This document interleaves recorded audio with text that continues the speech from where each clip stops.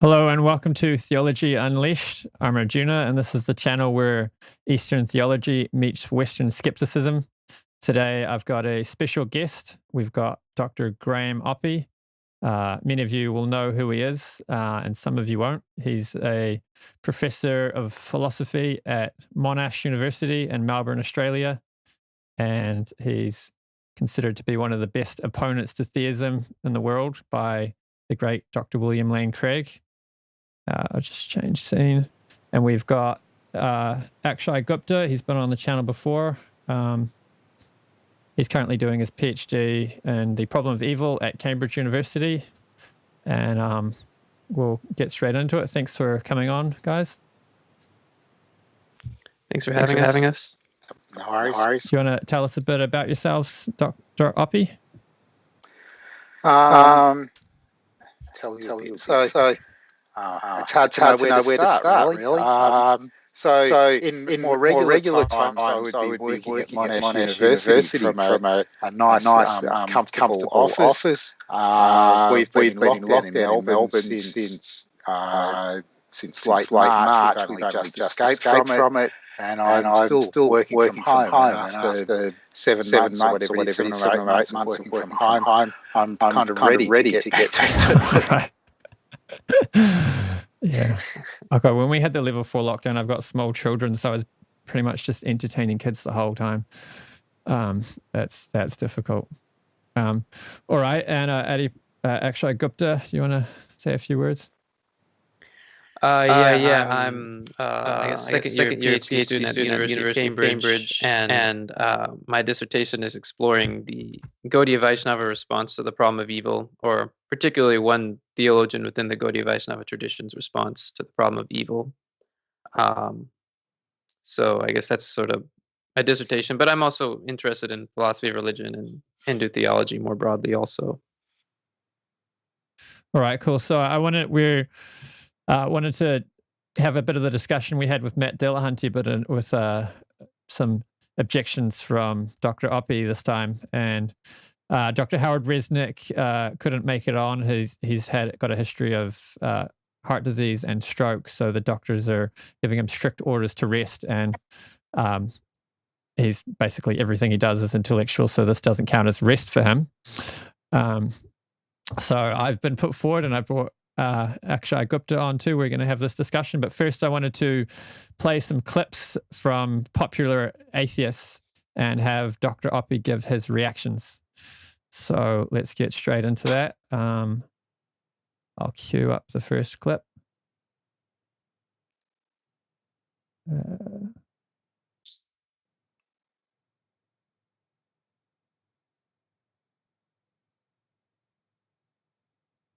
But simply, just because the United States, the whole, is rich, it doesn't follow that all of its citizens, the parts, are rich.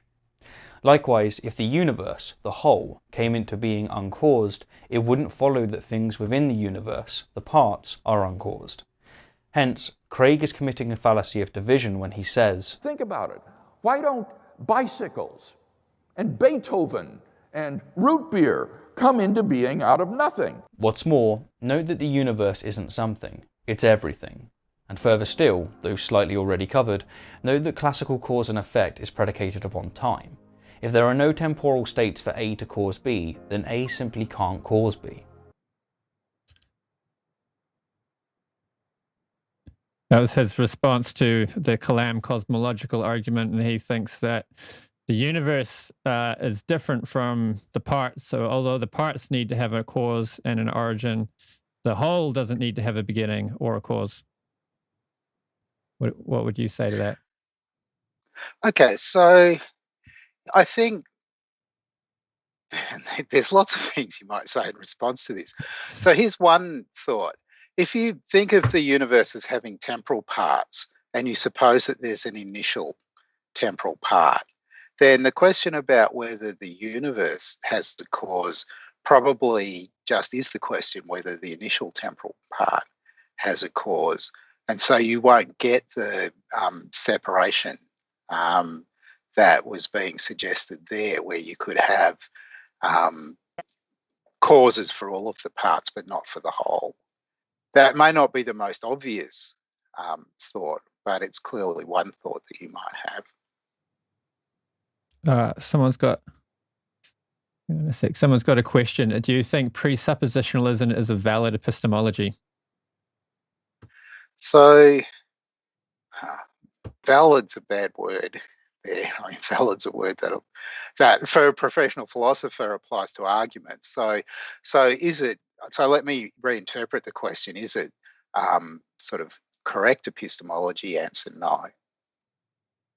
All right. I'll play the next clip. This one's Lawrence Krauss.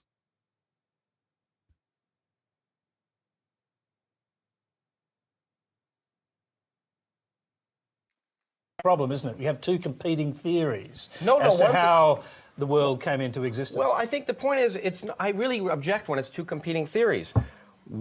A scientific theory is falsifiable, it's testable. God isn't testable. I can't disprove the existence of God. I can't disprove the possibility that we all were created 3 seconds ago with the memories of this delightful conversation we've had. So Lawrence Krauss doesn't think that they're competing theories. Theism, intelligent design versus science, physics. So there's some equivocation here on the meaning of theory, I would expect. So I tend to think of people's worldviews as theories. That's slightly an idealization, but it's still reasonably accurate. You can think of the claims that you believe. If they're consistent, you can imagine taking their logical closure, and that will give you a theory in the philosopher's sense. Then when the question comes up, how do you evaluate competing worldviews, competing theories in this sense? The answer is going to be, in some ways, slightly different from the way that you might evaluate the kind of thing that Lawrence Krauss has got in mind there, where he's thinking about a particular circumscribed scientific theory, where it might be very clear how to identify what the relevant data is, and then how you do the evaluation of the theory relative to the data. But there's at least a kind of analogous sense in which, when we're comparing worldviews, we're going to be doing something that's vaguely similar to that. If we've got two theories and we want to work out, or two worldviews and we want to compare them, we look at how they go about managing the trade-off between the complexity of the theory and the fit with the kind of explanatory power that you get out of it, the breadth and depth of the explanations that you get. And that's not enormously different from how even physicists evaluate competing theories. So if you think about the contest between the theories of gravitation that Newton and Einstein give you, arguably Einstein's theory is simpler and it fits better with the data. So it's kind of no contest. It clearly is the better theory. Well, what I see with that argument is this idea that it's just not permitted to have a theory which isn't materialistic or physicalism based. So there was another thing there about testability, but I was thinking that in at least a loose sense, you want to, where you've got theories, what you want to be able to do if you're going to compare competing theories is to identify something that we might call data on which you can compare the theories for their explanatory power. The way that I think about it with the worldview comparison is you just call all of the stuff that you agree on data. The theory is really the stuff that you don't agree about, and then we can test both of the overall views against the stuff that you agree on. That gives you a kind of acceptable sense of data. Right. I've got another one about novel testable predictions. Oh, I didn't resize it anyway. So in order to have a belief in a God, one, you need some kind of novel testable predictions that can demonstrate it exists and have it repeated and demonstrated in a controlled experiment. Personal experience does not work. We know personal experience is a failed methodology that cannot differentiate imagination from reality. So you need some kind of testable, repeatable process that can be done in a scientific lab and get the results repeatably. Yeah, so it's this basic idea that theism should be held to the same kind of accountability as, a theory on how to manufacture an automobile. So one of the questions here is about exactly what we're looking for. Is the question that we've got one about the truth of the competing theories, or is it a question about the reasonableness of holding one or other of the theories? One of the things that you get that's kind of, I suspect, running through the claims that all of the people that we've looked at so far are making is a thought that there's something irrational about being a theist, or there's something irrational about holding a theistic worldview. I think that those kinds of approaches kind of underestimate the extent to which the views of everybody on most matters depend on testimony.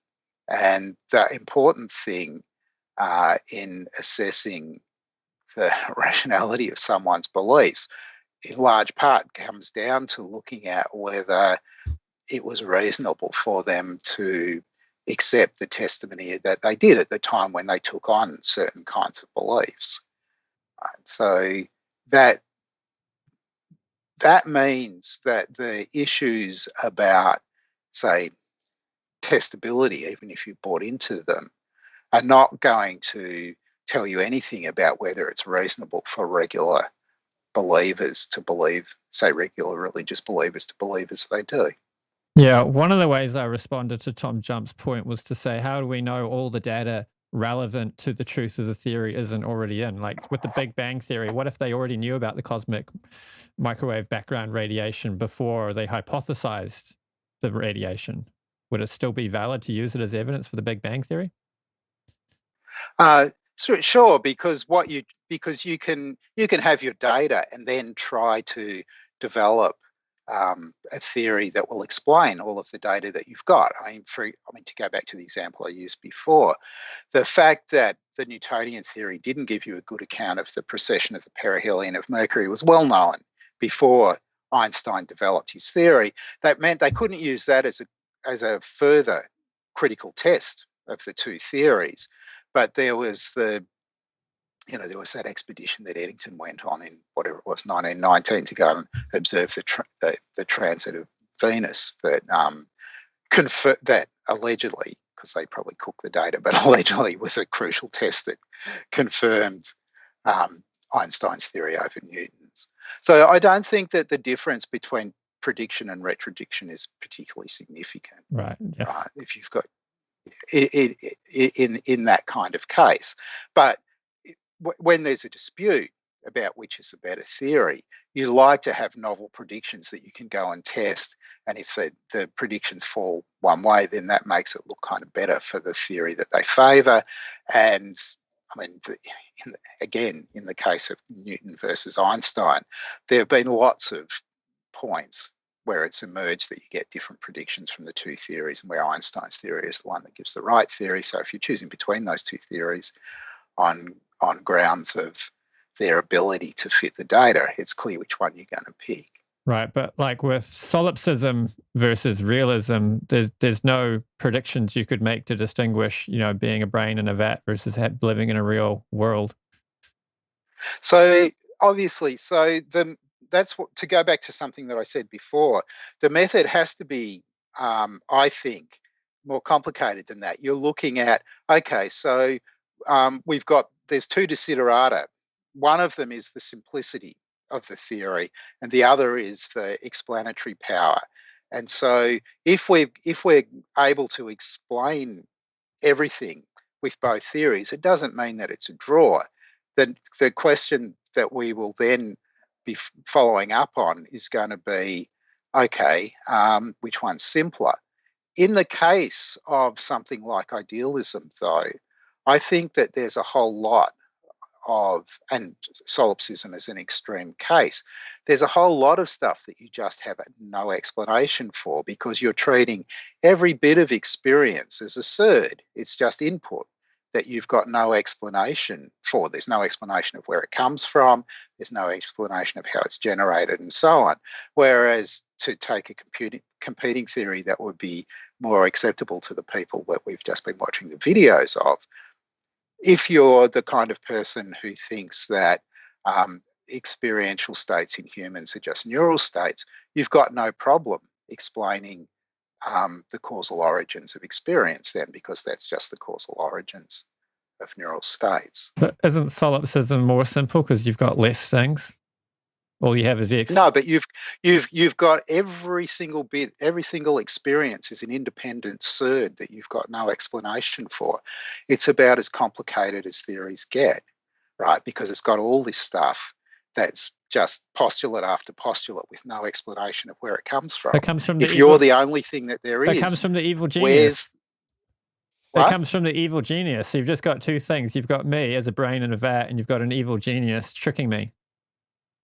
So no, but that won't work, because each of the experiences has to have a particular explanation, right? So either there's going to be some plan, something going on in the mind of the evil genius that corresponds to each of the bits of experience that you have, or you're just treating these things as unexplained surds. That's unacceptable, right? Your theory is as complicated as can be.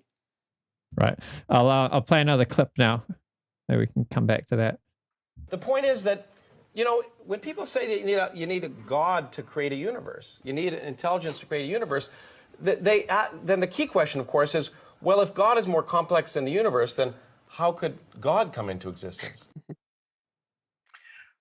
Right, so that's mixing up a couple of different considerations, that one. I don't know, do you want me to say a bit more about that? Yeah, so go for it.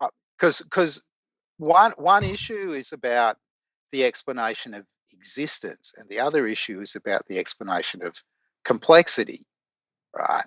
And there was a shift there from, we posit complexity and then we've got to explain existence, right? If we keep matters straight and we're thinking about the explanations of why there's a causal reality at all,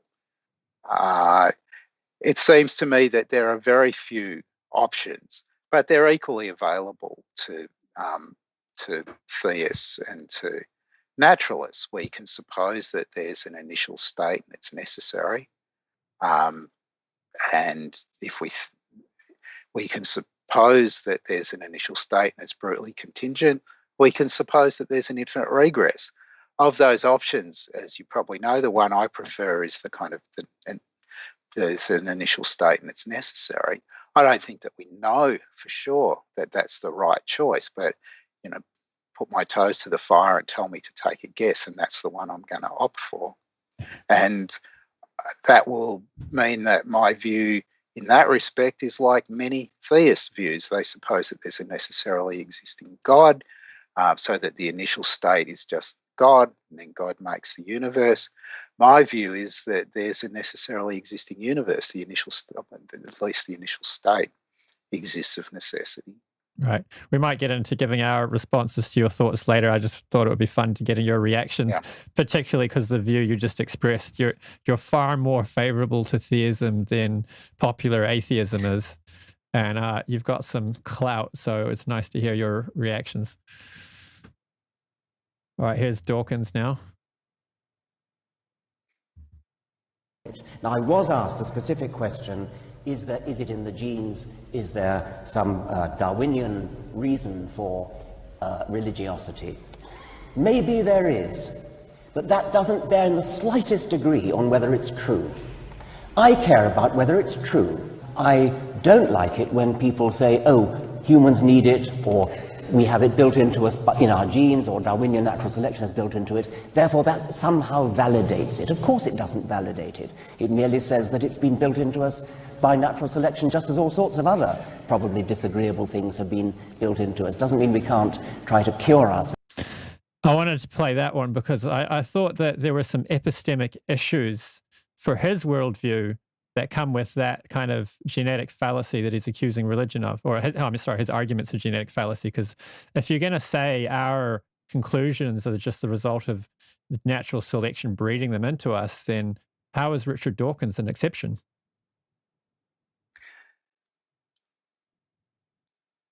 Right. So there's lots of interesting questions here. So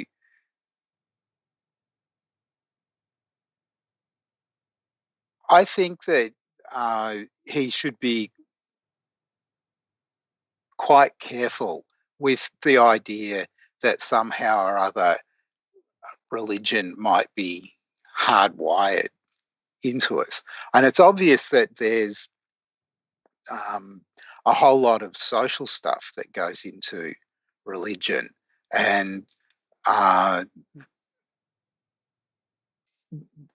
maybe, as in lots of other areas, it's kind of hard to work out what you want to put down to nature and what you want to put down to nurture, what you want to put down to kind of evolutionary history and what you want to put down to social history and current social organisation and so on.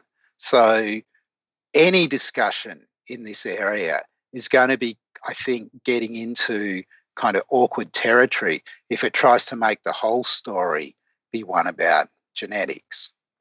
So that's one important point to bear in mind when you're thinking about that discussion. As you know, there's been a lot of recent discussion about the extent to which our cognitive, I'll call them our cognitive faculties, actually make a kind of friendly home for religious belief. So the stories that you get in the sort of cognitive science of philosophy of religion about a sort of tripwire agency detection and that kind of stuff. I'm not sure how much of the propensity to religious belief should be put down to that kind of factor. That's another very big area that there will be lots more to talk about if you want to go in that direction. Inspiring Philosophy put out a video where he quoted some studies which had shown that religious people are no more likely to detect agency where there is none than atheists. And in fact, atheists have a bias in the other direction. They're more likely to not detect agency where there is agency. I can't quote that study, but yeah. So the state of research in this area, I think, is still quite young. Yeah, I don't think there's been extensive work done. Yeah. Okay, should we do the next clip?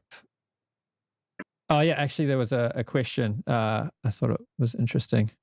No, not that one. Since human beings rely on experience, does that come up?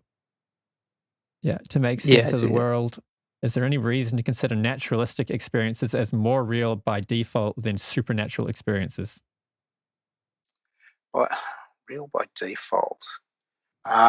So, I mean, the story about what we rely on in making sense of the world is more complicated than saying, well, it's just experience, right? There's a whole lot of factors, one of which is perception.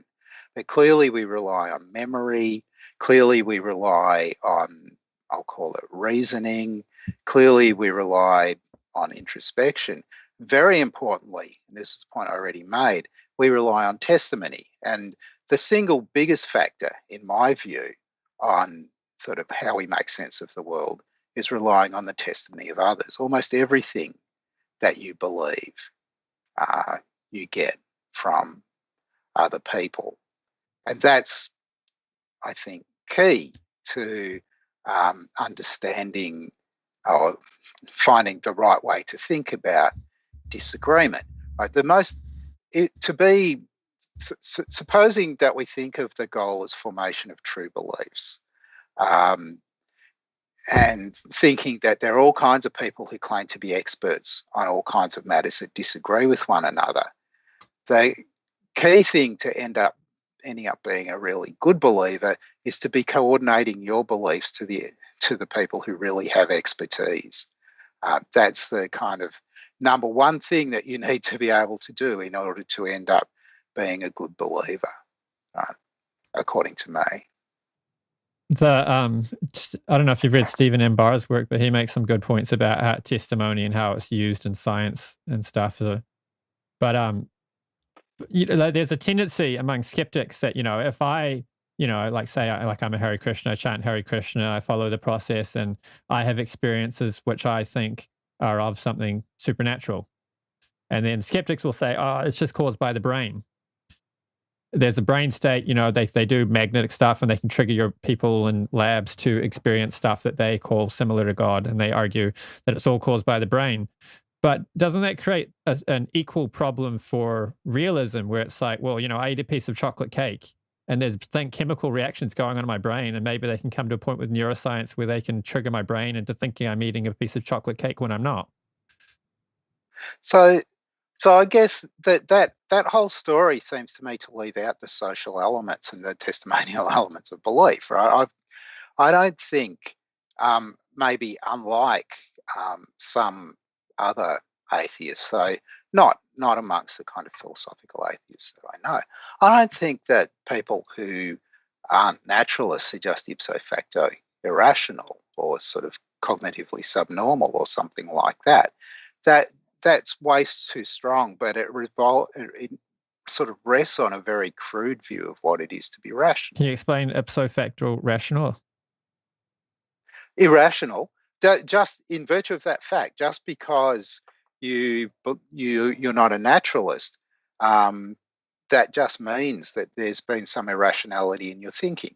I think that's a view that you might get outside of professional philosophy, but not very much inside it.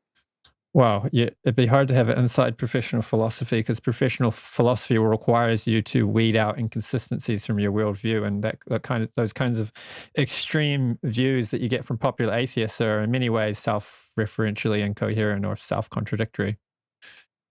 So that you get charges like that from within professional philosophy of naturalistic worldviews. So, and I think that none of those charges stick. So it may be that we'll end up disagreeing about something. Well, I mean, the more, when I say self-referentially incoherent, I mean this idea that we can't, experiences have been shown to be invalid and our intuitions can't be trusted. It's like, well, what are you left with then? So, but there is this problem that it's just as it's very hard to know which experts to trust, and that has a huge impact because you rely so much on testimony. It's clear that intuition is not an entirely reliable way of forming beliefs. We know that because professional philosophers' intuitions on just about everything wildly divergent. They disagree with one another. So if they're all supposing that their intuitions are perfectly reliable, most of them are being led astray by their intuitions because they disagree in the judgments that they form on the basis of their intuitions. So it's not going to be the case that that you should just trust your intuitions and that's kind of your epistemology. That would be disastrous. There's got to be something much more nuanced and complex that you say about how you form beliefs than that. So what would you call the epistemology that undergirds logic? Like basic syllogism. We all know it's true. Prove the syllogism's true. You can't. So there's lots of stuff that we do agree on, but and some of that in the end probably is hardwired into us. Right? One of the things that you're going to do, so let's talk about the various cases. So let's start with perception. Right. From an early age, you learn that not all of your perceptions of the world are accurate. Right. So you learn that, for example, while there are conditions in which you can trust your vision, So bright sunny day, middle of the afternoon, large middle-sized object out in the backyard. There are lots of conditions where your vision's not entirely to be trusted. It's foggy, there's a shape over there in the distance.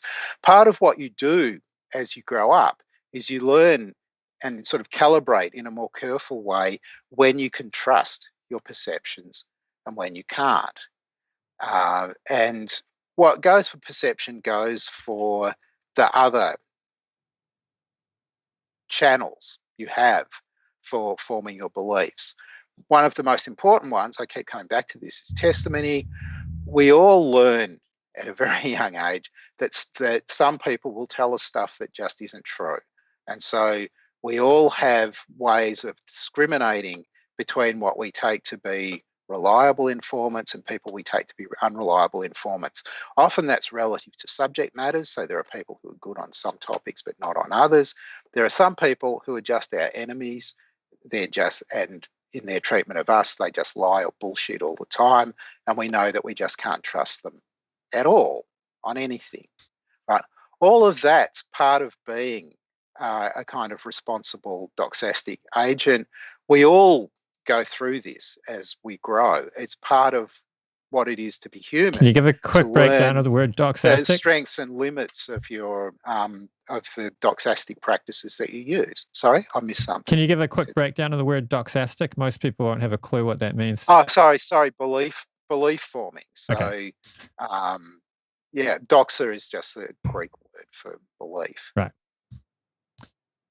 Yeah. That's sort of getting into what we were wanting to discuss with you today quite a bit. Sorry, I lost my train of thought for a sec. So we all have non-inferential beliefs. Calvin Plantinga talked about this. I think they're generally called properly basic, and then we build on top of that chains of inference, and through we have our foundations, which are non-inferential beliefs, and then we're through chains of inference, we build a whole system of knowledge, right? So you were sort of so except that I was kind of nuancing that picture a bit, because it's not that just the beliefs that you form on the basis of perception are all sort of properly basic. It depends on the circumstances, right? Mid-afternoon, bright sunny day, you see someone running around in the backyard. There's a person in the backyard. Middle of winter, very foggy, late in the evening, you see something moving in the backyard. You form the belief that there's a person running around out there.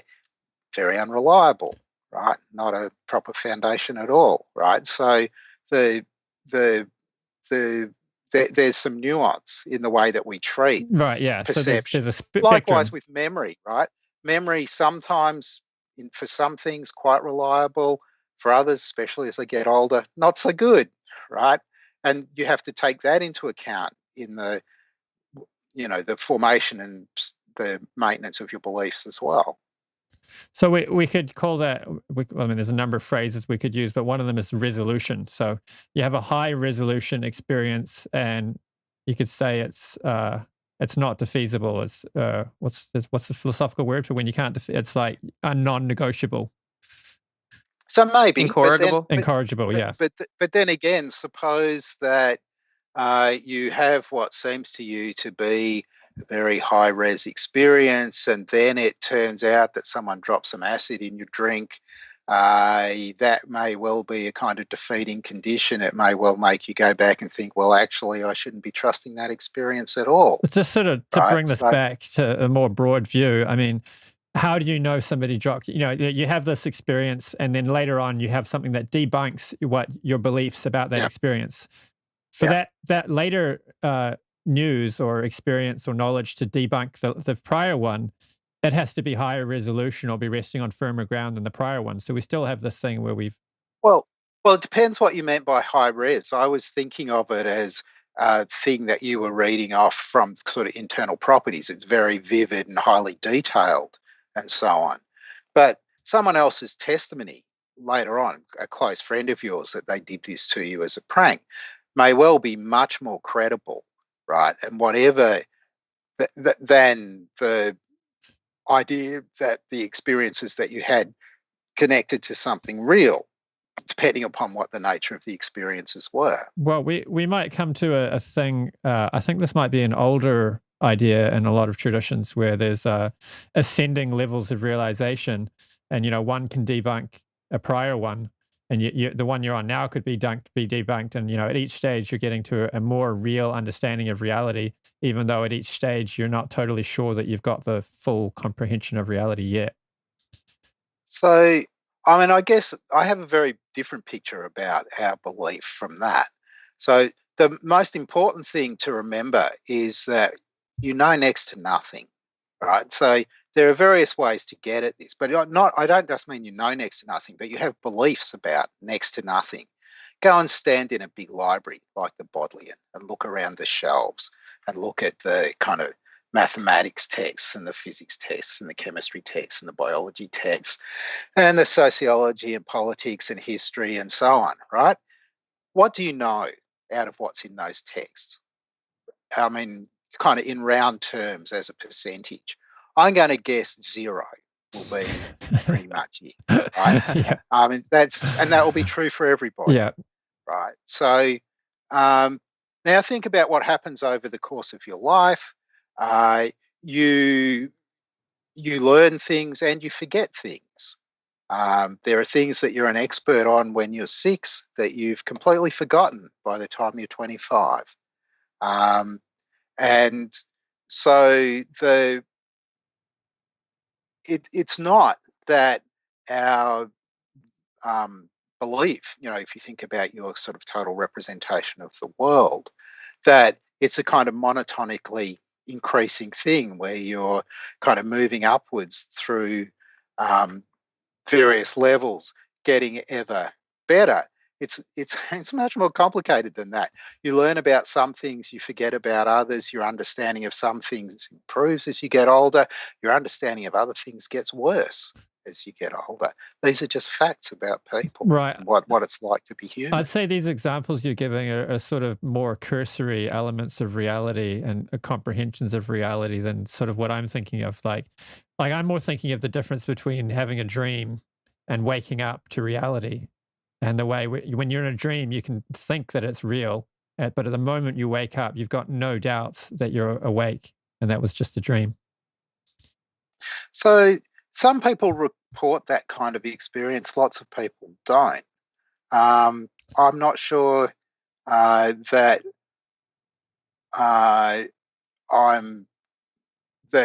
well, I don't know. You'd have to tell me. You'd have to give me more details before I know what to think about that. So it might be, for example, to take one of the examples of the people who was on before, perhaps there was a point where they were religious believers and then they sort of went, click, naturalism's true. Yeah. And you could think of that as a kind of waking up, if that's the way that you want to frame it, right? I'd be inclined not to frame it as a kind of waking up or a deeper interpretation. I would just be inclined to frame it as they came to a different view. Right. I mean, we got to get to virtue epistemology at some point. So part of the epistemology we want to advance involves,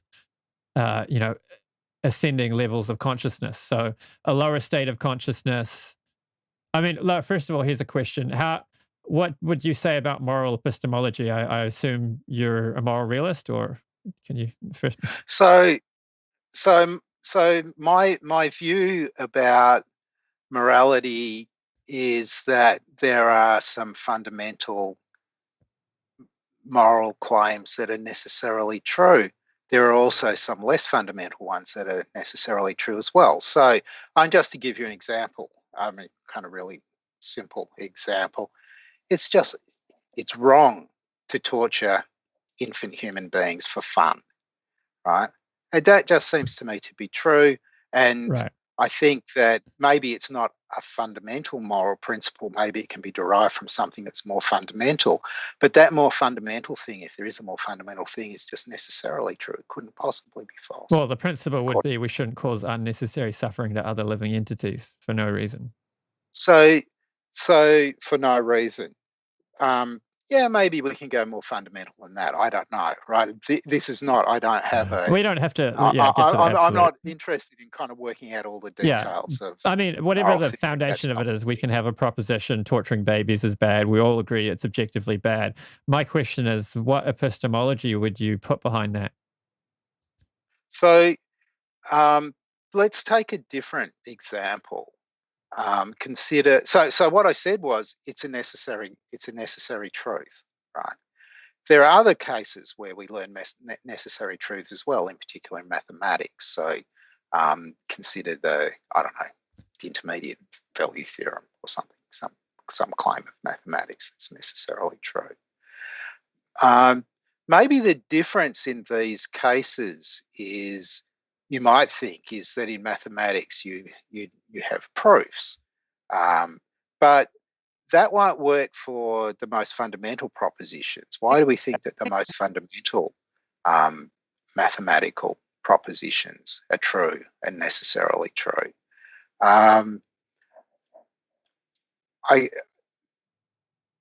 What I think is because we get the kind of best overall theory if we suppose that they are, right? And so I'm going to say the same thing about the moral claims that I say about the mathematical claims.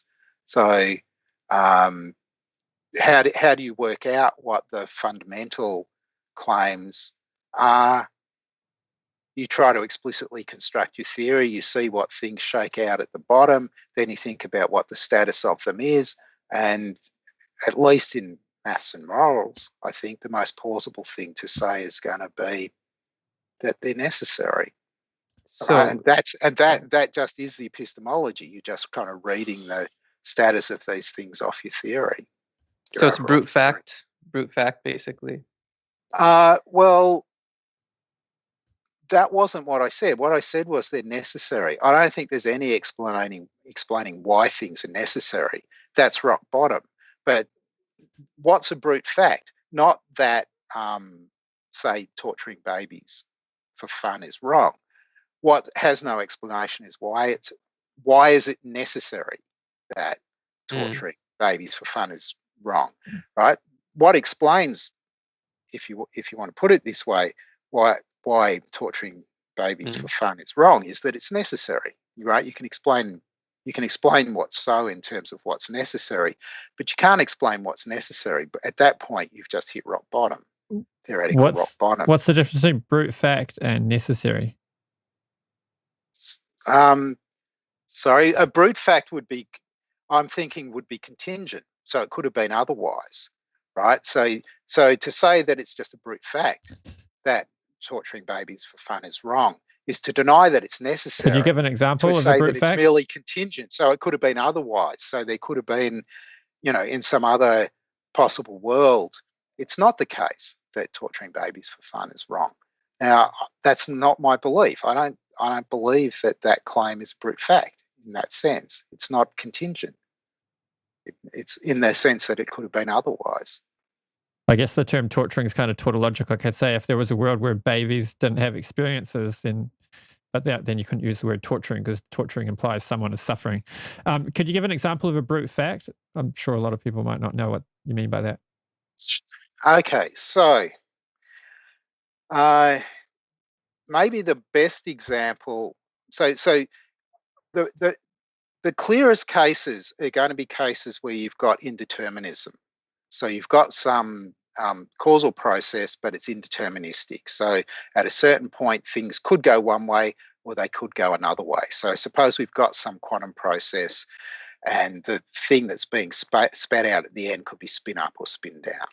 Suppose it comes out spin up. Then it's just a brute fact. There's no explaining why it is that this particular process gave you spin up output rather than spin down output. That would be the kind of paradigmatic case of something that is a brute fact. It's just a brute fact that you got the spin up outcome. The other clear example, though this is more controversial, but would be if you think that we have libertarian freedom. So sometimes we make choices, and in the very circumstances in which we make the choice, it could go different ways. So you might choose A or you might choose B, right? And we're supposing that holding fixed everything, the choice could be A or B. So there'll be one possible world where everything is as it is in the actual world and you choose A, but in the actual world you choose B. That will make the choice of B rather than A as the outcome of the choice a brute fact. So that would be another example, a brute contingency. Right. So God existing would be necessary, but God choosing to make the sky blue would be a brute fact. Unless God makes the sky blue in every possible world, right? And there are questions. See, for Leibniz, for example, who thinks that there's only one possible world, God has to make the best one. It's not contingent that God makes the sky blue. It's necessary, right? Well, because there's no possible world where God makes anything other than the actual There's no world. other aesthetic choice but blue, which would be the best possible choice. Right. But that's what matters, right? So if you suppose that there's lots of worlds that God really could have made, then it will be contingent that this world exists because it's contingent on God's choice, and he could have chosen something else. And there isn't anything that explains, right? So here we're supposing that there aren't constraints on God's choice, like Molinists, for example, suppose that God's choice is constrained by counterfactuals of creaturely freedom. I'm supposing it's not that picture. So we've just got God, and there's a range of worlds that God could make, a range of universes God could make. The actual world, he makes one universe, go to another possible world, he makes a different universe, and there's nothing that's different between the two worlds except the outcome. We get a different universe in the two cases. That would be brute contingency as well. Right. So coming back to the virtue epistemology, I would say, with like logically necessary truths and moral truths, we know them based on self-evidence. And when I say self-evident, I mean it in the way it's used in the Declaration of Independence. We know these truths to be self-evident, that all men are created equal.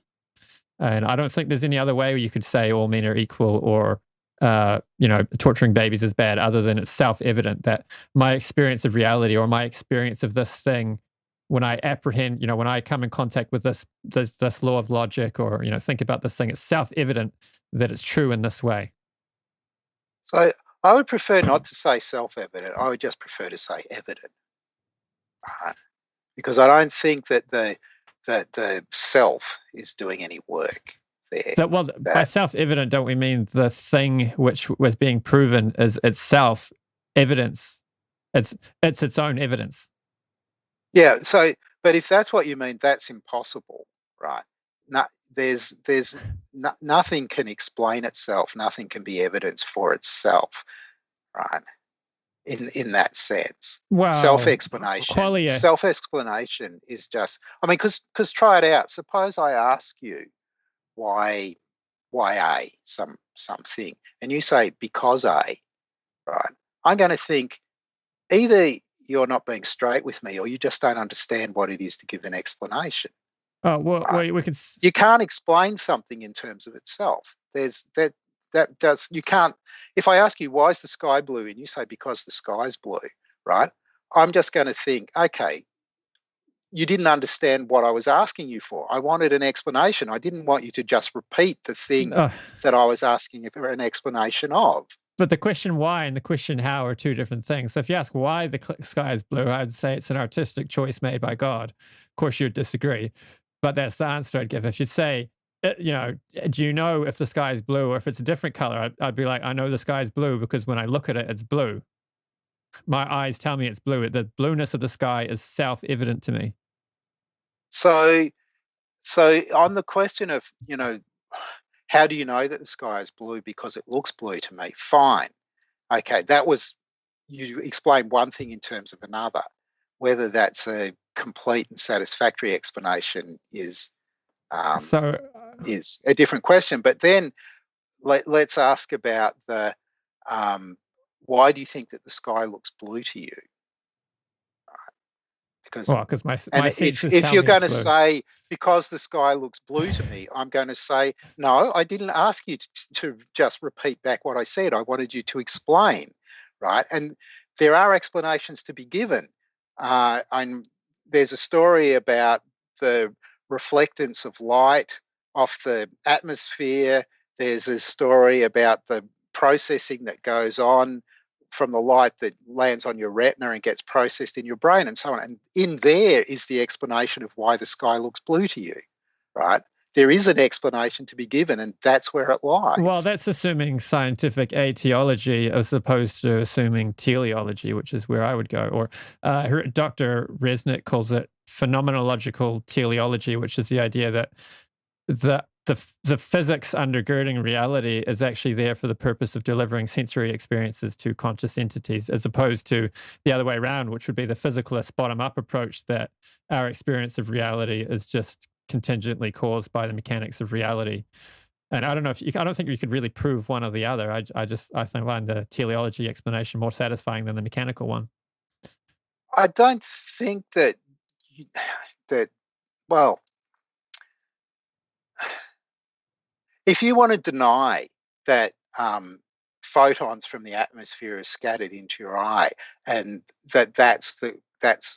that lies in the causal etiology of your perception of the skies being blue, then we're a long way apart from one another, because that is just sort of fundamental biology, physiology, and so on.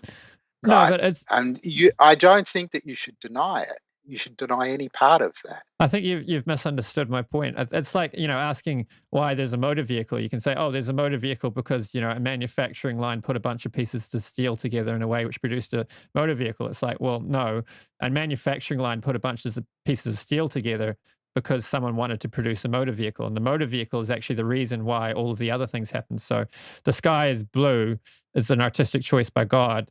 And that's the experience he's chosen to give us of the sky. And the mechanics of it are just the mechanism God chooses to use. So all that physics that scientists say, oh, we know why the sky is blue. It's like, no, that's how the sky is blue. The why is the teleology on our view, of course. Okay, but then the question is going to be then whether that there is a why, right? Because I don't think there's any teleology there whatsoever, right? So in that case, if we reframe your question so that it goes like this, what's the teleological account for the blueness of the sky? I just say there isn't one, right? And that's where we part company. Yeah, obviously we're going to disagree. So I think to some extent, like on studying your work, it seems to me your view on religion is to kind of agree to disagree to the more reasonable forms of theism. Would that be right? And to the more reasonable forms. I think it's stronger than that, right? I have a pretty permissive view about reason, about what it's reasonable for people to believe. And it depends on lots of things. So I might be prepared to say that people can reasonably believe things that you might think are just kind of unbelievable. Right? So that's why I'm hesitating about the qualification that you said, more reasonable. I think that depending upon who we're talking about, defending their religious beliefs might be defending the reasonableness of what they've done, given the resources that they've got, the experiences that they've had, their life history and so on. Might be a lot. There might be a much wider range of cases where you can say they've done okay than your remark. Well, I mean, when I say reasonable, I mean to exclude the ones which are internally incoherent. So it's an interesting question whether you want to exclude all of those. I wouldn't have thought so. So just to give you an example, Russell and Whitehead set out in Principia Mathematica to, the way they thought about it was to reduce mathematics to logic. And they spent 10 years producing this epic work. And 20 years later, Kurt Gödel showed that their project was, in the sense that you've got in mind, incoherent. Were they irrational to set out on that project? I don't think so, right? You can have an incoherent belief and not be irrational in holding it if it's sufficiently deeply hidden, for example. So I'm not sure that you exclude even that. Well, I mean, there's two. Right? I mean, just based on examples. I mean, I think it would be quite harsh to say that just because, I mean, Gödel was a genius, and the proof that he discovered of this incoherence is amazing. That Russell and Whitehead, who are both incredibly smart, didn't see it. Right? To say that they were irrational because they couldn't do what Gödel did just strikes me as unfair. Well, I mean, they could have had a minute amount of cognitive dissonance because they were motivated by trying to get this physicalist and, closed picture of reality and stuff. And when you've sort of got... Well, not Whitehead. But that's not Whitehead. Right? I'm not familiar with either of them, so... Right. Yeah. But Whitehead's no naturalist. Okay. What's the work called? Appearance and Reality. Whitehead you would find very interesting. Right. Maybe I'll do some research on him. Right. I mean, Russell's a different case. Bertrand Russell's a different case. I mean, he's a kind of naturalist, but I'd say, but Whitehead wasn't. I think there's two different concepts we could draw out from that, which is one is to say, like a person, given what they knew at the time, came to a rational conclusion. That's one thing. But another thing is to say, based on what we know now and what we could sit down with the person and explain to them, what's reasonable to conclude. Like, so, debates between theism and atheism have been going on for thousands of years. And, so your view seems to be, well, either camp is justified in holding their beliefs because there's not really any good defeater or successful arguments one way or the other.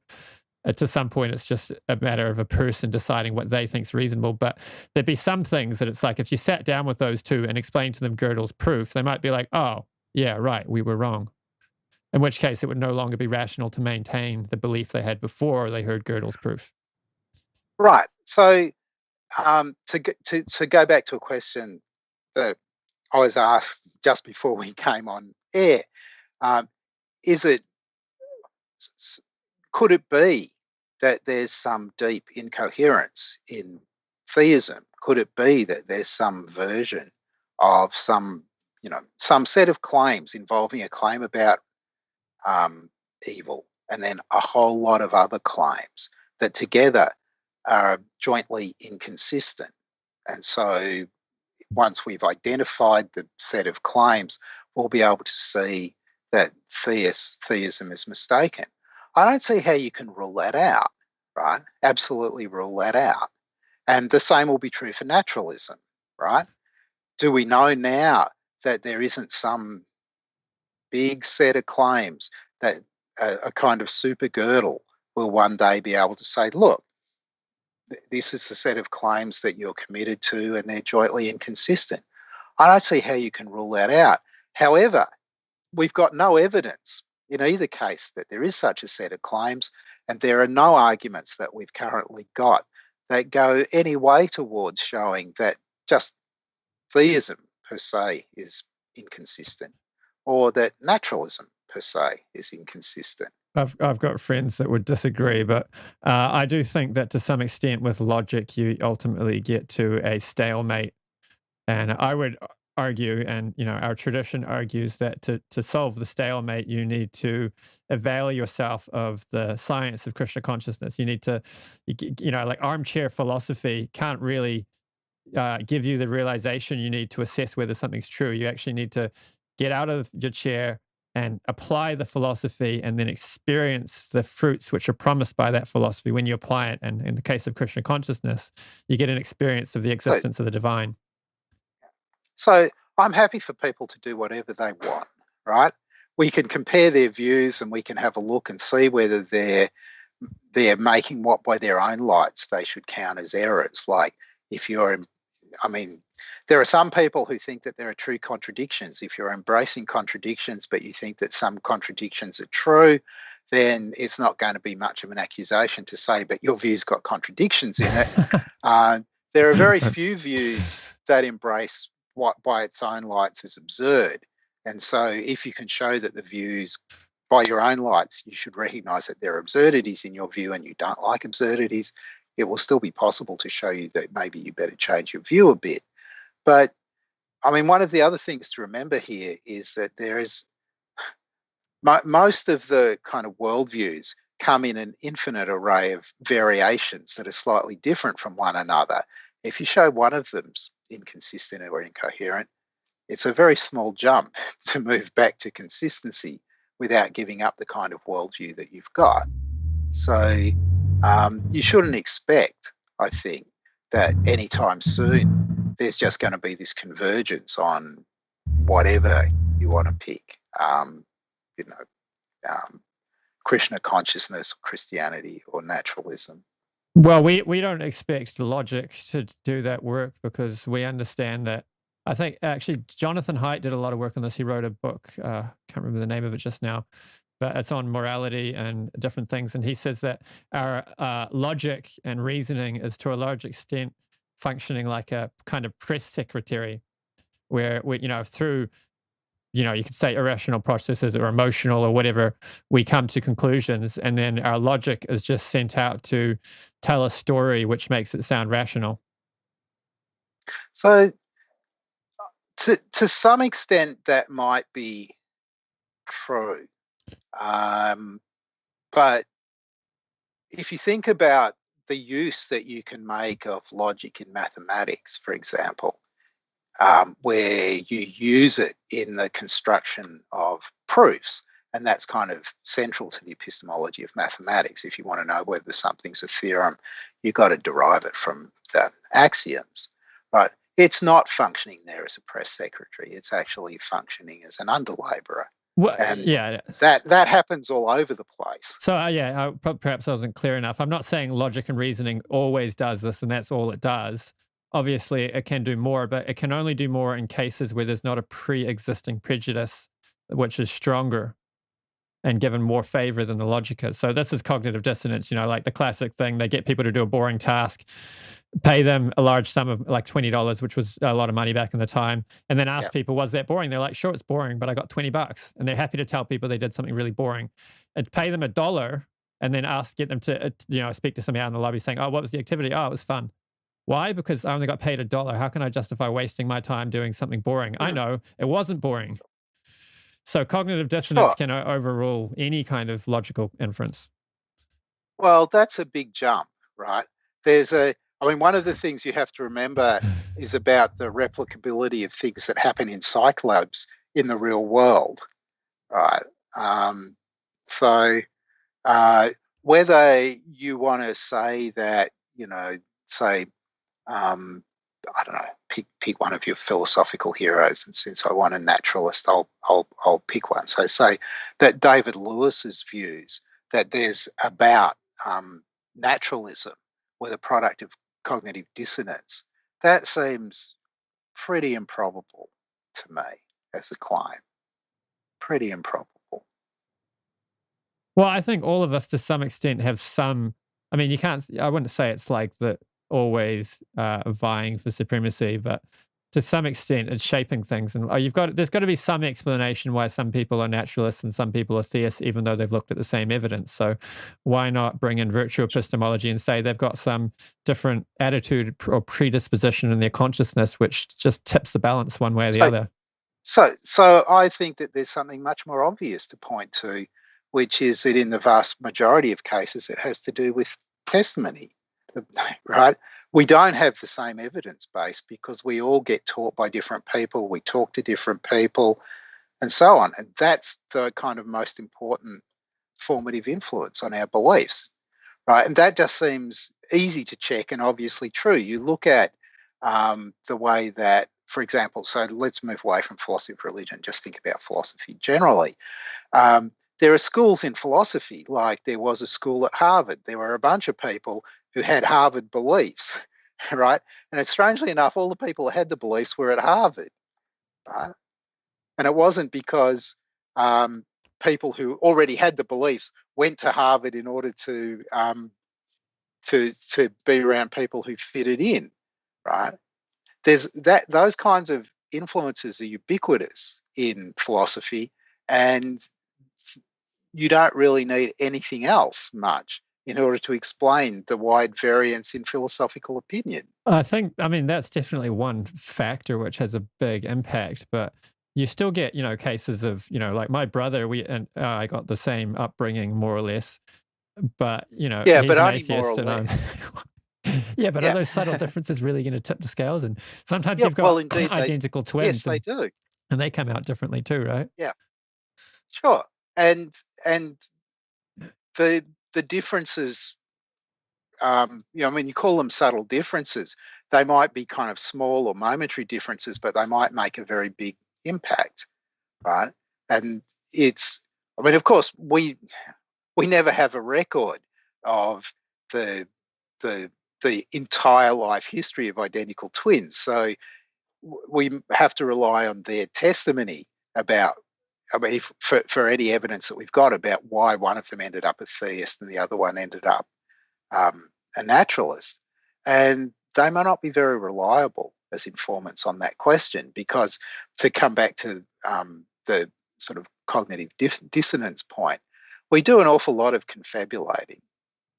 We tell an awful lot of just so stories to ourselves to rationalize our actions and our pasts. Yeah. So it's very hard, I think, to be very confident about the need to appeal to anything much more than differences in inputs here. Well, it might be one of those things we come to, which we talked about a minute ago, where we sort of have two theories which are more or less equal, and one person just favors one over the other for whatever personal reasons, or in your case because of what their testimony they've heard previously. Like the logical argument for my epistemology over yours might get us to a stalemate, like I was describing earlier. So coming back to sorry, if you can go. No, go. Did you want to say something, Ed? You've been quiet. Oh yeah, actually, yeah. I guess what was the sort of central thesis you were maybe trying to advance in this? Maybe we could return to that. Right. Yeah. I wonder if I can pull up that syllogism I wrote out.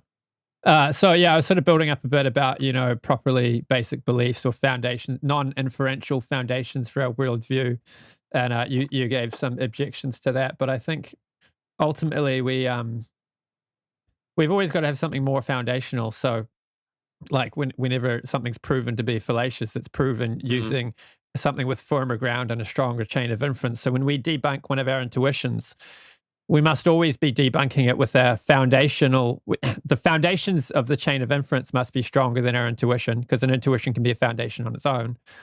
And the chain of inference also has to be stronger. And then you can debunk a belief. But if you want to say we don't have to trust intuition, then I'd say, well, how do we get logic? How do we get that torturing babies are bad? How do we get that there's a real world outside my mind?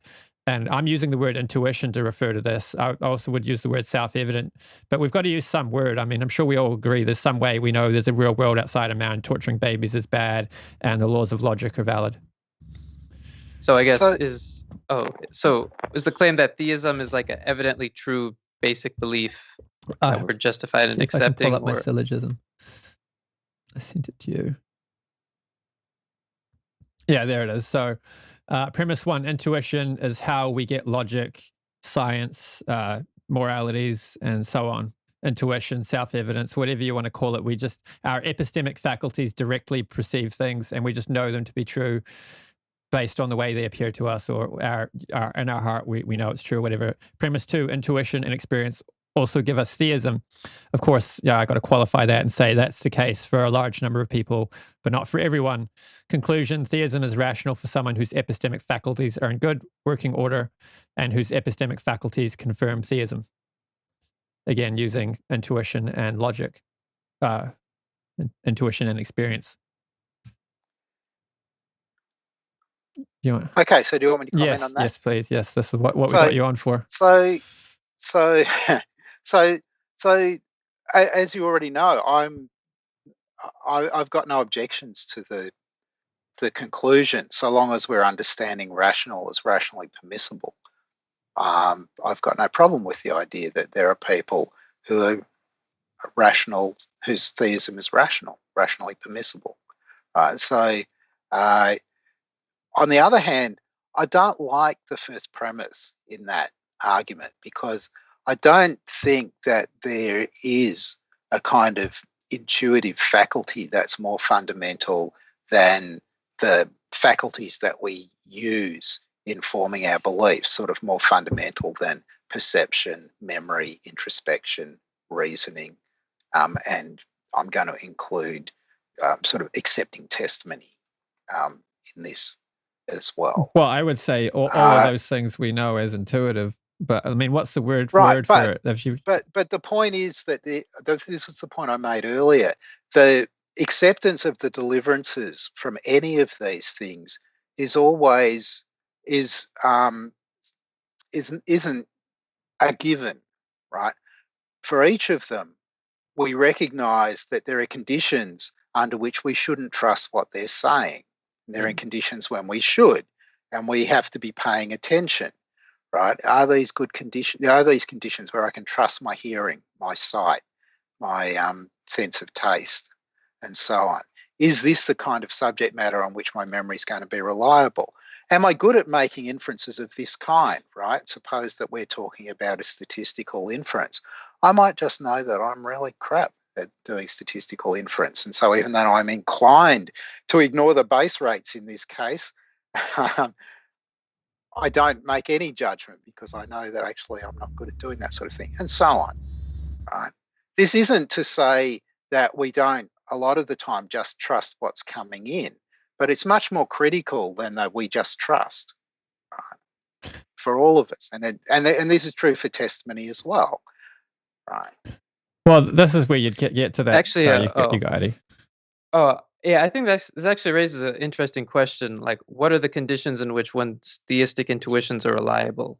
I mean, I think this would perhaps be interesting to discuss. Like, in what case am I justified in taking my theistic intuitions to be reliable and not, some sort of hallucinatory belief or some sort of erroneous belief?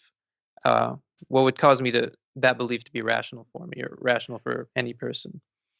Right. And I'd like to kind of also just ask about, for people, really, where do your theistic intuitions come from? Right. What's the kind of history of those intuitions? For lots of people, initially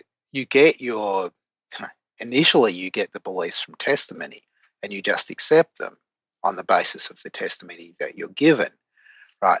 Then, once you've got them very solidly, if people ask you to sort of, reflect, it just seems to you that you've got these theistic beliefs, but that's not sensitive to the actual history that they had. So there's that kind of question to think about as well.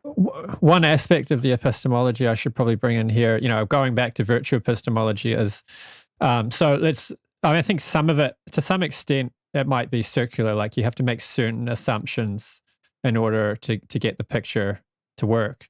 And it's really hard to do it without those assumptions. I was trying to see how you could do it in an empirical way, and it seems like it can't quite be done. There always seems to have to be some amount of theistic or supernatural assumptions. So that would be that you have people who are spiritual authorities in the same way you have people who are scientific authorities. So them being spiritual authorities means they are directly perceiving and directly understanding the spiritual reality. So when they tell you something about Krishna, they've seen it. They know that it's a fact. They're not just repeating something they've heard from someone else.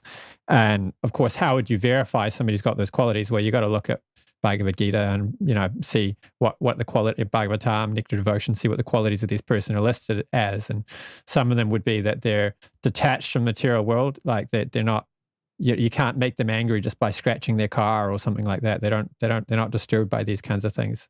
If they get angry, it's because somebody's offended God or offended a pure devotee of God or something. And so when we have these people that we find this person's a spiritual authority, then we can accept their testimony, and we're within our rights to trust what they say, pronounce on spiritual subject matters. In the same way, I can trust that what scientists tell me about quantum physics and so on. So what you're now saying, I'm not going to object to, right? People determine who they can trust on particular subject matters, and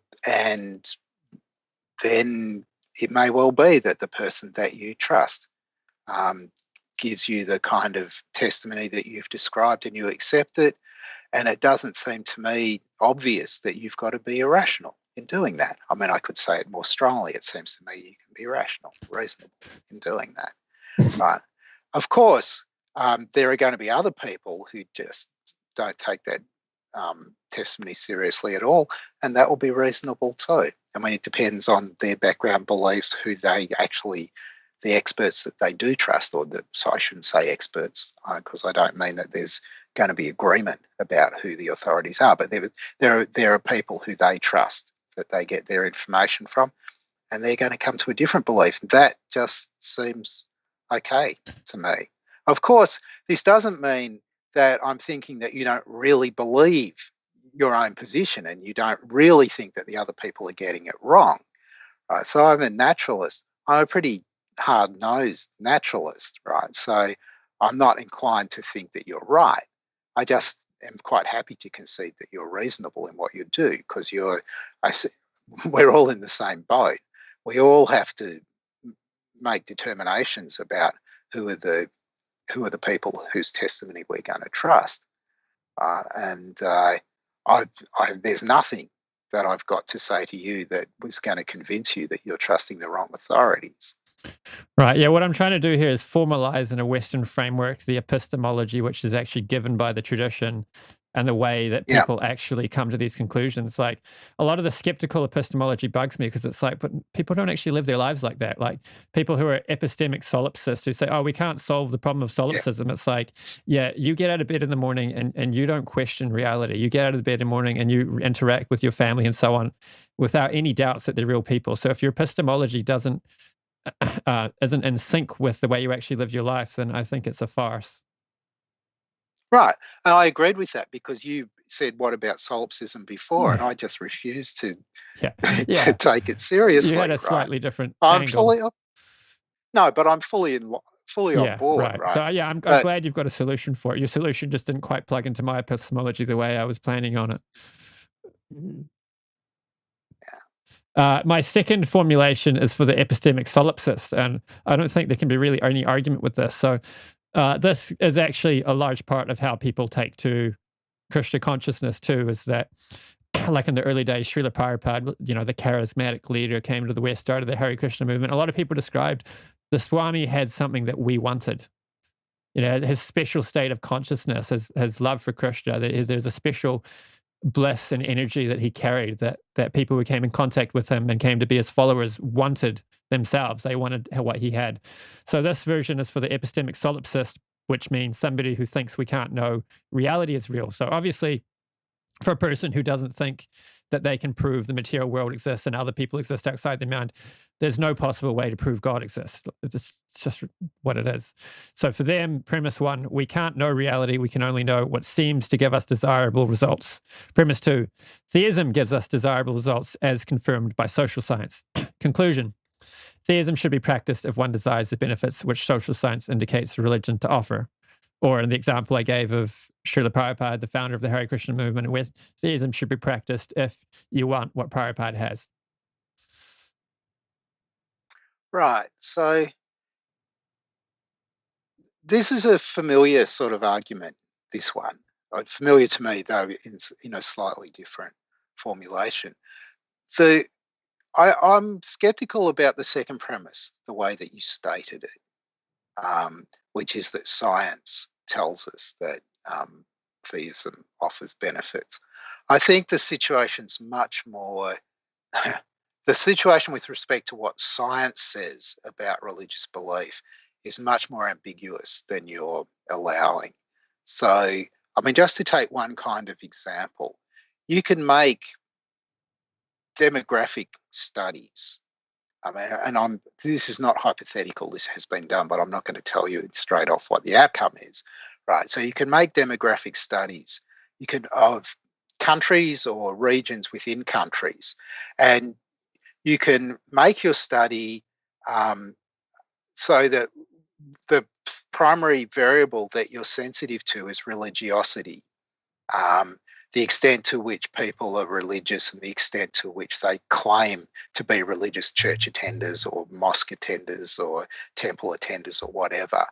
And then you can tie a whole lot of other variables to that are indicators of societal dysfunction. So you can look at things like suicide rates and homicide rates, incarceration rates, rates of various kinds of mental illness, alcoholism, and so on, right? A whole lot of indicators that are pretty closely tied to well-being and happiness. And then you can look to see whether there's a pattern that emerges. Are the people who are highly religious scoring better on this range of indicators than the ones who are not? And the answer seems to be that it's kind of a wash. There's no clear pattern that emerges. Being religious seems not to make any difference, right? I mean, there are particular countries and particular instances where highly religious countries do much worse than others, but say incarceration rates are much higher in the United States than elsewhere, for example, even though if you're comparing with other Western countries, it's much more religious than, say, Sweden or Denmark or whatever. But that's tied to local factors, right? There are all kinds of sort of influencing factors about wealth and so on that make a difference. The point is that you don't get the clear answer that being religious delivers happiness, right? That's just not what you get out of the data. Anyway, that's my spiel. You should debate Michael Jones of Inspiring Philosophy on that. He's done it with Matt Dillahunty and with Aaron Ra, but I'd love to see a debate with you on that subject.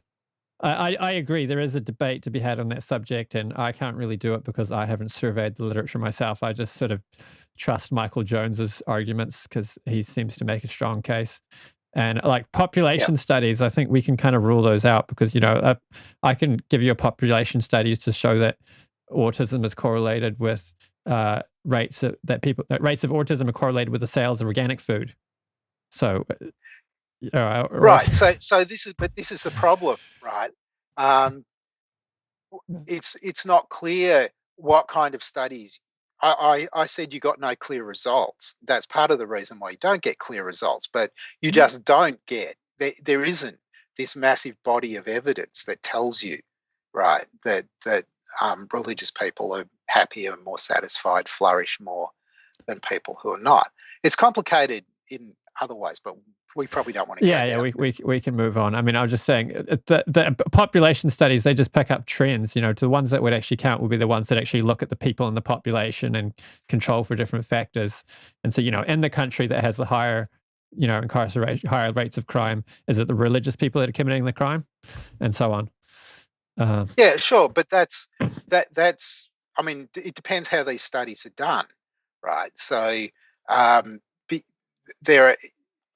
because you can look at populations where as I said, you can do this down to quite small local populations. So you can look at populations that are 100% reporting religious, right, in these studies, as opposed to ones where their kind of assessment is much less than 100%. Also, I mean, we've got to add religion isn't a homogenous thing, and we could also add that atheism isn't a homogenous thing either. There's, you know, like those population studies are seriously brought down by the Middle East. And that was one of, I mean, I will mention this one point now that you've brought it up, that it's not, one of the things that really hasn't been satisfactorily addressed in the social scientific studies is the question about whether it's having robust and resilient beliefs or having religious beliefs that's the important factor. And that's really hard to study because there just aren't big enough pools of naturalists that can be kind of randomly sampled to determine whether it's just the robustness and resilience that matters.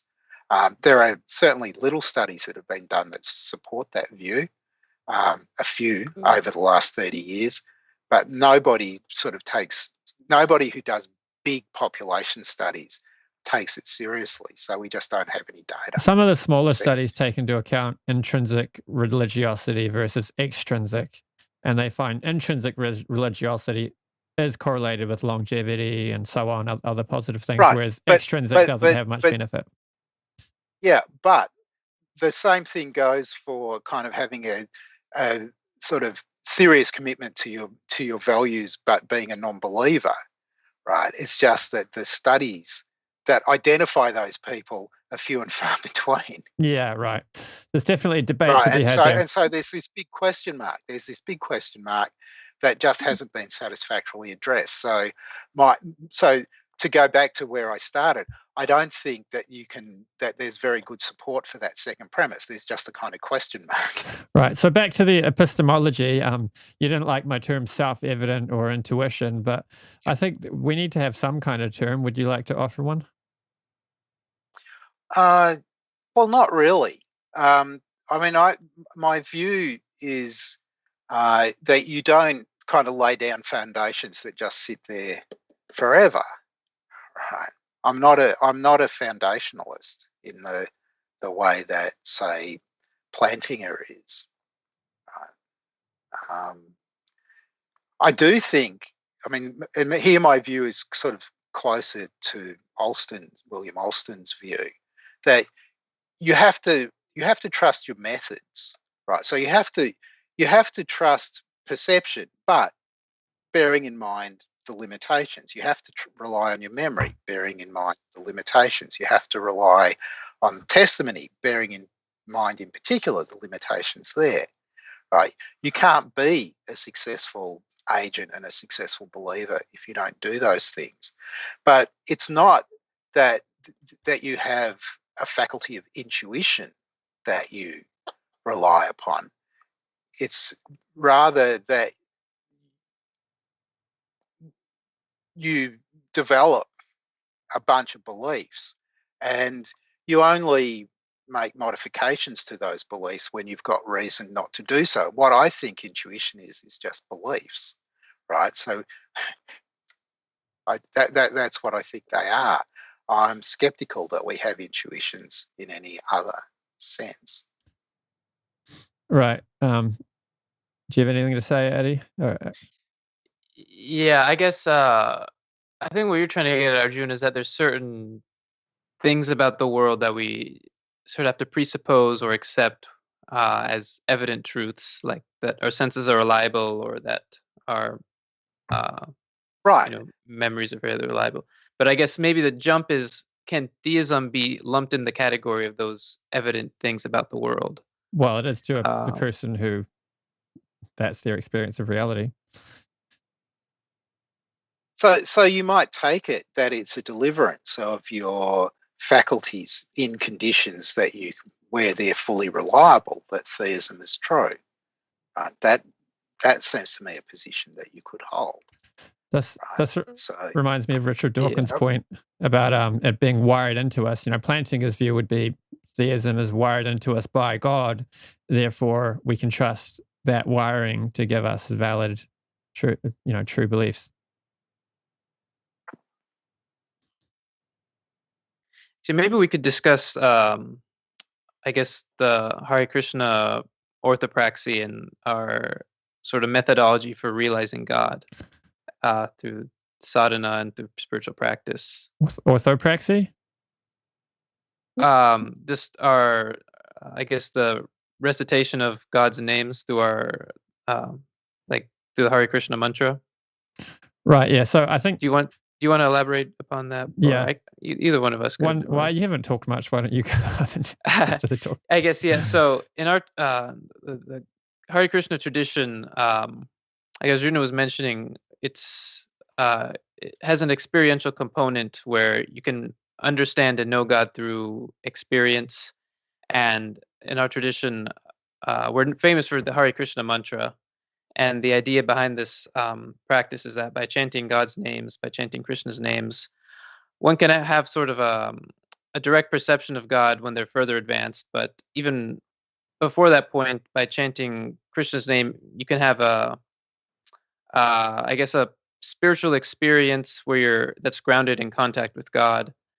And for a practitioner, when they have these experiences, we would argue that they're within their epistemic rights to take these as veridicial experiences of God, sort of like the argument from experience, I guess. So I guess maybe, let's say there's a Hare Krishna and he's chanting the mantra and he comes to have this spiritual experience that he takes to be grounded in contact with God, can we say that it's evident that he's perceiving God at that point? It depends who we are. I'm not going to say that. I guess is the person who's because having I don't think that there's a God, right? So I'm kind of confident that that's not what's going on. Is he within his rights to claim that? Yeah, I don't mind if he does. I don't see that he's open to any. There's. It's not like there's some short and simple thing I can say to him to disabuse him of the notion that he's in contact with God, right? I just don't see that anybody is going to have that power, right? And I mean, this is somebody who's been. I'm imagining somebody who's been a practitioner for quite a while. They've got a very good understanding of the religion and the point of the ritual and so on. Of course. If things are going the way that they expect they'll go when they're engaged in the practice, that's what they're going to think, and it's perfectly reasonable for them to do so, according to me. That's interesting, because from my understanding, many sort of popular atheists would vehemently deny that they are experiencing anything supernatural, and that they're sort of I don't think that there's a supernatural experience, because I don't think that there's a God, right, to be experienced. But I'm not denying that there's all kinds of interesting experiences that you can have in trance-like states, in kind of repetitive musical states, in meditative states, and so on. And the interpretations that are put upon those experiences vary. And there are plenty of naturalists who practice meditation, but the interpretation that they put on the experiences that they have is just very different from the interpretations that's being put on the experience by the person that you're describing. Yeah, I guess one thing me and Arjuna were talking about is whether it can be evident to the person having this experience that it is veridicil and not just some sort of seeming of a religious experience. Okay, so it depends what we're getting at now. Whether we're thinking about it from their point of view or from a broader point of view. You can tell what I'm going to say. It can seem to them that it's veridical, but I'm going to dispute that it is, and they're going to insist that it is, right? That doesn't strike me as a scenario in which we have to say that anybody is being irrational, right? We've just got very different perspectives on the matter, and those perspectives involve a bunch of beliefs with kind of histories and sort of coherence and so on. But let's suppose you were the one having the experience. At what point are you just gaslighting yourselves if you don't think these experiences are part of reality? Well, the experiences are clearly part of reality. There's something that happened, right? The question is about their content. What are they of? Right. So you don't. I mean, this goes back to the point. I don't meditate, but I know plenty of naturalists who do. Right. It's one question what kind of experiences you can give yourself. Right. I mean, there are other naturalists who are into psychedelics and claim to have all kinds of interesting experiences, but that's one question. The question about how you interpret the experiences is quite a different question. When I was discussing with Dr. Howard Resnick, I was helping him prepare for this, but I ended up me coming forward. He was saying that he has a view that an experience can have conceptual content. So it's not that we have an experience and then we form a concept about the experience. The experience itself can contain the conceptual content. So I think that's right. That's I would have thought that was kind of the orthodox view in philosophy, right? So it's not that when I look at the cup, the content of my visual experience is something other than the cup that I'm looking at, right? So, and that's, that I'm looking at a cup is gives conceptual content to the experience. I mean, it's hard to know what an experience would look like with no conceptual content, because presumably, even if the way that, old-fashioned sense data theorists used to think about it, there'd be things like, well, the content of my experience has a certain kind of shape and a certain kind of color, and there's certain kinds of differences in the color because of, and so on. But it looks as though that's just kind of driving down the conceptual content to a lower level. Yeah, I mean, I think some of those philosophical discussions get a bit silly. But the difference we were talking about is, the experience is not true or false. The experience is the experience, and it's like the qualia. You can't prove it wrong. It's the you have an experience. It's in one sense it's the only thing you know. Everything else is a theory. But the proposition about the experience that it can be true or false. So I feel like I experienced God. Either I did or I didn't, but I did have an experience. And so I think Dr. Howard Resnick's position is that the experience contains within it the proposition, that they're in some ways can be identical. So that seems I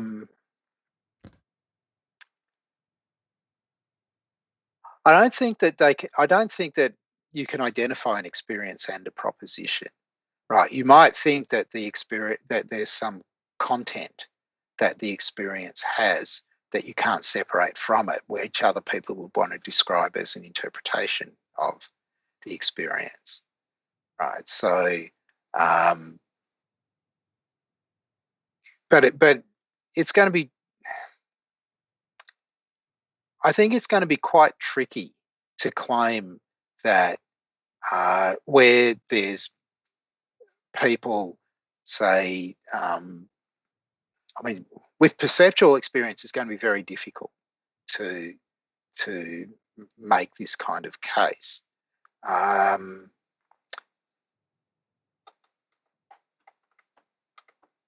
So I guess my thought is that doesn't sound very plausible, but I must admit I haven't fully got my head around the concept. I was just trying to put it forward. Yeah, I guess if we take our perceptual experiences, like if I walk and I see a tree, it's evident that I'm seeming to see a tree, and we can take it to be fairly reliable that I am seeing a tree, and that seeming corresponds with reality. Wondering if I also am sort of working through this, but let's say I have a seeming of a religious experience. Is there any way for me to verify that it corresponds with reality and it's a vertical experience of God and not just some sort of phenomenon produced by some naturalistic means? I think maybe Resnick would say that there's when you have that seemings, there's something about it that makes it evident that it is veridical and corresponds to a sort of supernatural contact with God. Yeah, so I guess I'm a bit skeptical about the talk about seemings, but let's put that to one side. I mean, I think perceptual seemings, right? It's the tree that we see, and exactly what's the account of how it comes about that when we're both looking at the tree, we both see the tree. I'm not sure that talking about seemings is actually going to play any role in explaining our perception of the tree, right? But let's put that to one side. For other kinds of experiences, is it going to be right to talk about seemings? Well, sometimes, maybe, but maybe the seeming is already to import some conceptual content. I don't know. I mean, I'm also just kind of working through this at the moment as we're discussing it. Yeah. Actually, on this topic, no, go on. I know that sort of one of the charges against religious experiences being vertical is that when I see the tree, it's not just me seeing the tree. You can cross-check that. Other people can see the tree. You can verify it through other senses. And that's one way we know that our perceptual experiences are reliable. But the sort of charge against religious experiences is that they can't be cross-checked in that same way, so they don't enjoy the same epistemic status as perceptual beliefs. But our tradition's practice is such that anyone that practices it can arrive at these same sort of perceptual experiences of God. So in that sense, they can be cross-checked. And maybe that is one argument that is sort of shows that when you have these perceptions, the fact that other people can have these perceptions also sort of lends credence to the idea that it is veridical and not just some sort of seeming. Right. And what naturalists will probably say in response to that is, well, yes, but there's very many different religious traditions, and they all have these practices, but the deliverances contradict one another, right? Because the teachings of the various conflicting claims, the conflicting claims point. And so there's a kind of perspective from which you might be skeptical that, I mean, and what the skepticism bites on is not the experience, but the interpretation of it. Right? Yeah, I guess our tradition I find notable because our tradition, our conceptualization of God is that God is polymorphic and has a variety of different ontological features. So he has a personal feature and an impersonal feature, and because he's polymorphic, he can appear to devotees in the way that they want him to be presented to them. So we would view these conflicting claims not as sort of mutually contradictory perceptions, but the same one God being differently presented to devotees according to how they want to see him. Right. And so I have recently been in conversation with a Christian who makes exactly the same claim, but that is that the kind of sincere reports from all of the world's religions are all reports of perceptions of the triune Christian God, right? And so we still have this conflicting claims problem. It's just been pushed up a level because your polymorphic God could be impersonal or personal, whereas the Christian God is just triune and personal, right? But you're both making the same move in saying that everybody, regardless of their religious experience, is experiencing my God. Right? And that's still, from the point of view, from a kind of naturalist perspective, that still raises a big question. Yeah, maybe I'd be willing to compromise a little and say that these experiences may not prove that there's our specific conceptualization of God that's there, but there's at least some deity out there. Maybe it's the Christian God, maybe it's Krishna, but maybe if these religious experiences can't arrive at a particular conception of God, they can at least arrive at some God that's out there and existing. Right. So I think what a naturalist will say is, well, no, obviously what's going on here is there's certain sorts of experiences and people are putting different interpretations on them. And another perfectly acceptable interpretation is just going to be, there isn't anything that lies behind the experiences. We're going to tell some more debunking story about the origins of the experience. And that would also seem to be something that would be kind of on the table, and you get back to the kind of friendly position that I wanted to defend from the beginning, at least as far as when it comes to the kind of reasonableness of interpreting the world, either in religious or non-religious terms. My objection to the debunking stories idea is, how do you come up with a criteria by which you debunk spiritual experiences, which isn't equally devastating for competing worldviews?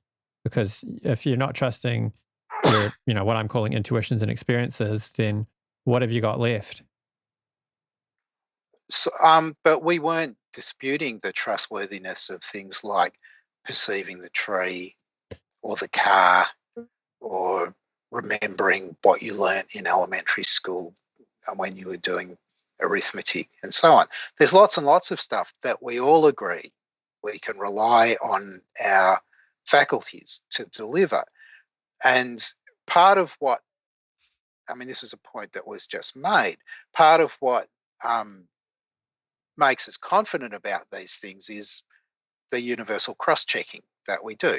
We all agree about basic arithmetic and trees and cars and so on. I mean, there may be some of us who lack the relevant concepts and so we exclude them, but everybody who's got the relevant concepts. We just don't get that kind of agreement in religion. That's what marks out religion as special in a certain kind of way. It doesn't cast any doubt on our knowledge about everything else. And that was the point that I made before when I said that I was that my view about our faculties is much like the view that William Alston defends that he gets from Thomas Reid. Right? Reid, of course, thought that his story would extend to a kind of defense of religious experience. Sorry, not a defense, but it's sort of the claim that we should all be religious. Not so sure about Alston that was his aim. He was more interested in just defending the idea that you could reasonably suppose that your religious experiences were veridical in the way the others are.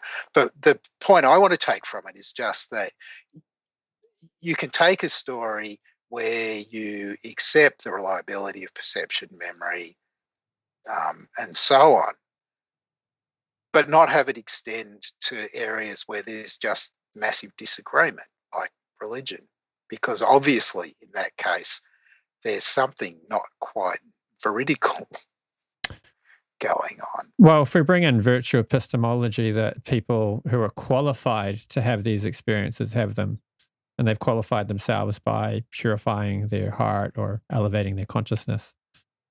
And then we see that people who have elevated their consciousness have consistently, like even if you go through history, you see like Thomas Aquinas wrote all this works. And then at one point in his life, he had some spiritual epiphany and he said, this is all useless. And then, if we look at, someone in our tradition looks at his work would say, yeah, it's kind of scratching the surface of the honey jar, but it's not really getting into the honey jar. So Thomas Aquinas had the same realization about his work that a Vaishnava Acharya has about his work. And a lot of Christian saints, when they become advanced, they become vegetarian. And so there's a lot of common realizations that people will cross-culturally come to through elevating their consciousness through a spiritual process. So I'm not sure about the story about Aquinas. I think that happened very late in his life, like only just before he died. And there's some suspicion that he may have been losing his faculties at that point. So I mean, it's kind of it's going to be tricky to pin it, to kind of pin the claim that you wanted to make on him, I think. Well, again, we might come to a stalemate where it's fully consistent with both stories and I favor mine and you favor yours. Yeah. But at least I think we've got a story that works. It explains the data. Like later on, through his spiritual process, he became more elevated. He had a spiritual epiphany and came to this realization that you're welcome to have an alternative explanation, which proves that my explanation isn't the only one that flies. Well, it doesn't prove it. It's just I have read. I can dimly recall reading about the last part of Aquinas's life, and the kind of account that I read was not suggesting that this was kind of an epiphany in an elevated state of consciousness. It was suggesting that he was just losing his marbles at this point. I mean, I would suggest that the idea that, we all know a tree because we all have the same experience could be, in what some sense, be seen as an appeal to popularity. The way to prevent it from being an appeal to popularity is to bring in qualifications. So people whose brains are working well, who are qualified to perceive the tree, all perceive the tree. And people who are suffering from mental illness, they might not have the same perception, but we don't need to worry about them because they're not qualified. In a similar way, with Krishna consciousness, people who are qualified, come to the same conclusions about Krishna consciousness as each other. And therefore, we can see it in a coherent way, the same way we can see science. And, of course, quantum physicists disagree, but that doesn't invalidate the science of quantum physics. In the same way, people who are qualified for spiritual subjects, they have some disagreements, but they're also in wide agreements on a lot of things. And, the inflation of conflict fallacy, we can't commit that. So just because they disagree on some things doesn't mean it's not a coherent, valid epistemology. So I'm not thinking that it's about popularity. It's about expert agreement. That's what really matters. Yeah. Which isn't inconsistent with your claim. Right. But that will just go back to the point that I made right at the beginning about the importance of finding the right experts, right? Finding the right people to trust. I'm not going to, as I said, I don't need to think that there's something irrational about the claims that you're making. Right. I just think that they're false, right? And that's fine. We can agree to disagree. I think we've covered a lot of ground. Now I'll just quickly give the Hare Krishna version of Pascal's wager, which can perhaps tip things over, which is that even if this Krishna consciousness is not true and it's all a dream, we're having a nice dream. My life, my quality of life, my quality of my consciousness has been greatly improved by the practice of Krishna consciousness, as have many other people's.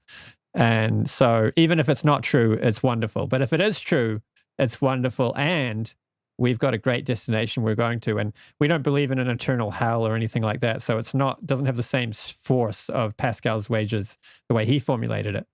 It would just be like, well, everyone else is going to hang around in the material world a bit longer and take many more births and suffer a bit longer. And why do that when you can get your ticket out of here to the blissful destination now? Right. So actually, it's more similar to Pascal's wager than you think, because hell plays no role at all in Pascal's wager, not in the actual argument as he presented it. One thing to remember is that it might be true that engaging in meditation, for example, and chanting and so on actually does turn out to be very good for you. There's a kind of empirical question there, I think, that's related to the more general benefits of religion question, which we've already discussed.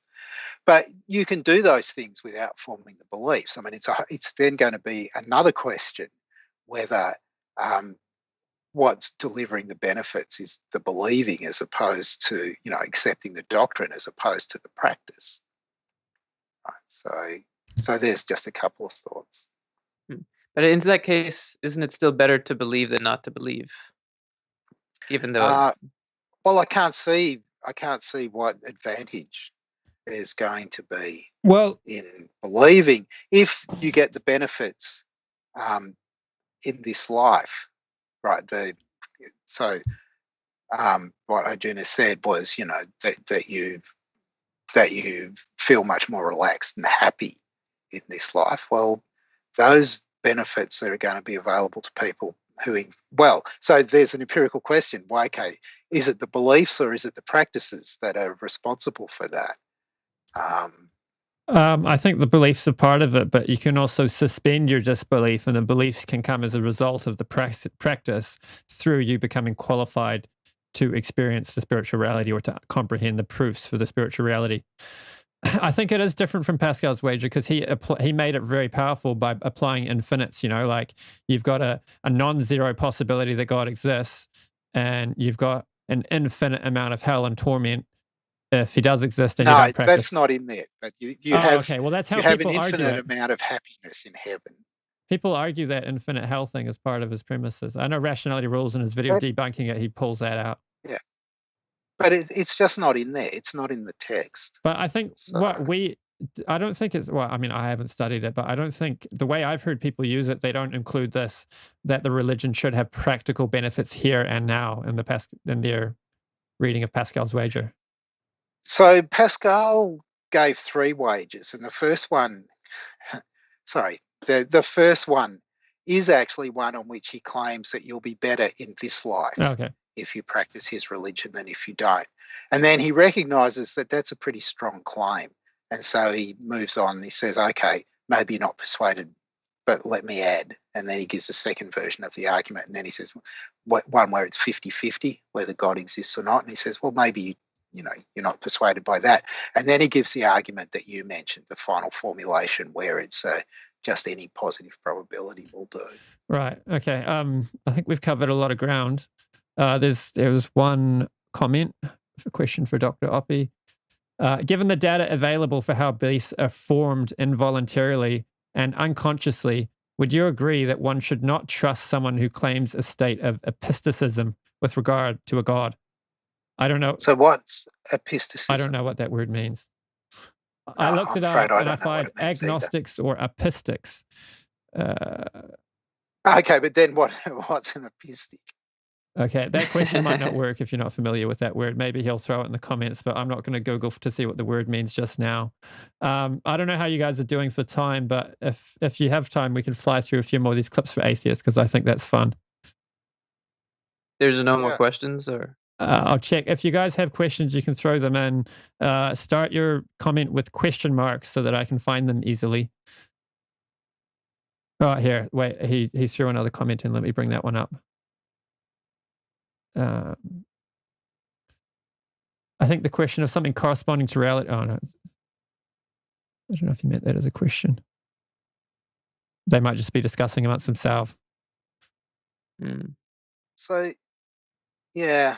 Okay, but just on that point, the way that you get the sort of corresponding to reality is by looking at other people, right? Some people, if you've got a bunch of people and most of them can see the tree, and one person who's kind of completely spaced out just runs into the tree, their perceptions and not voluntarily, like they didn't mean to do it.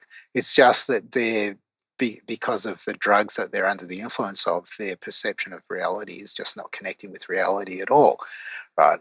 You shouldn't think about these kinds of questions just from a first-person perspective. You should think about the third-person point of view. And then the notion of corresponding to reality makes much more sense. That's how we get a grip on it, by thinking about observing what other people do. He's made another comment. That is to say, these life experiences of a person who has always lived in a metropolitan area will, of course, be vastly different from those of someone from a remote rural locale. I don't think perception. I think the ability to perceive trees is pretty universal. It's more. It is likely, perhaps, that interpretations are going to vary. That there are kind of patterns in belief. I mean, certainly, if you think about the United States and you think about where the naturalists are, they tend not to be in the flyover zone. They tend to be on the east and west coasts, right? So maybe that's what they've got in mind. That sort of sort of demographic distribution. So one of my main objections to what we could call the skeptical maxim, that we should doubt something until we have proof for it, is the self-referential incoherence that the worldview of the skeptic we should also doubt, and the foundations for the worldview we should also doubt. So your solution to it seems to be, when we have a large number of people who are all qualified or expert at perceiving reality, we can say the average person is an expert on telling whether there's a tree there or not.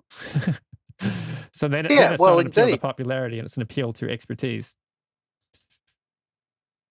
Right. So, ordinary people are very good at things like telling that there's a cat in the backyard, for example, or in the tree.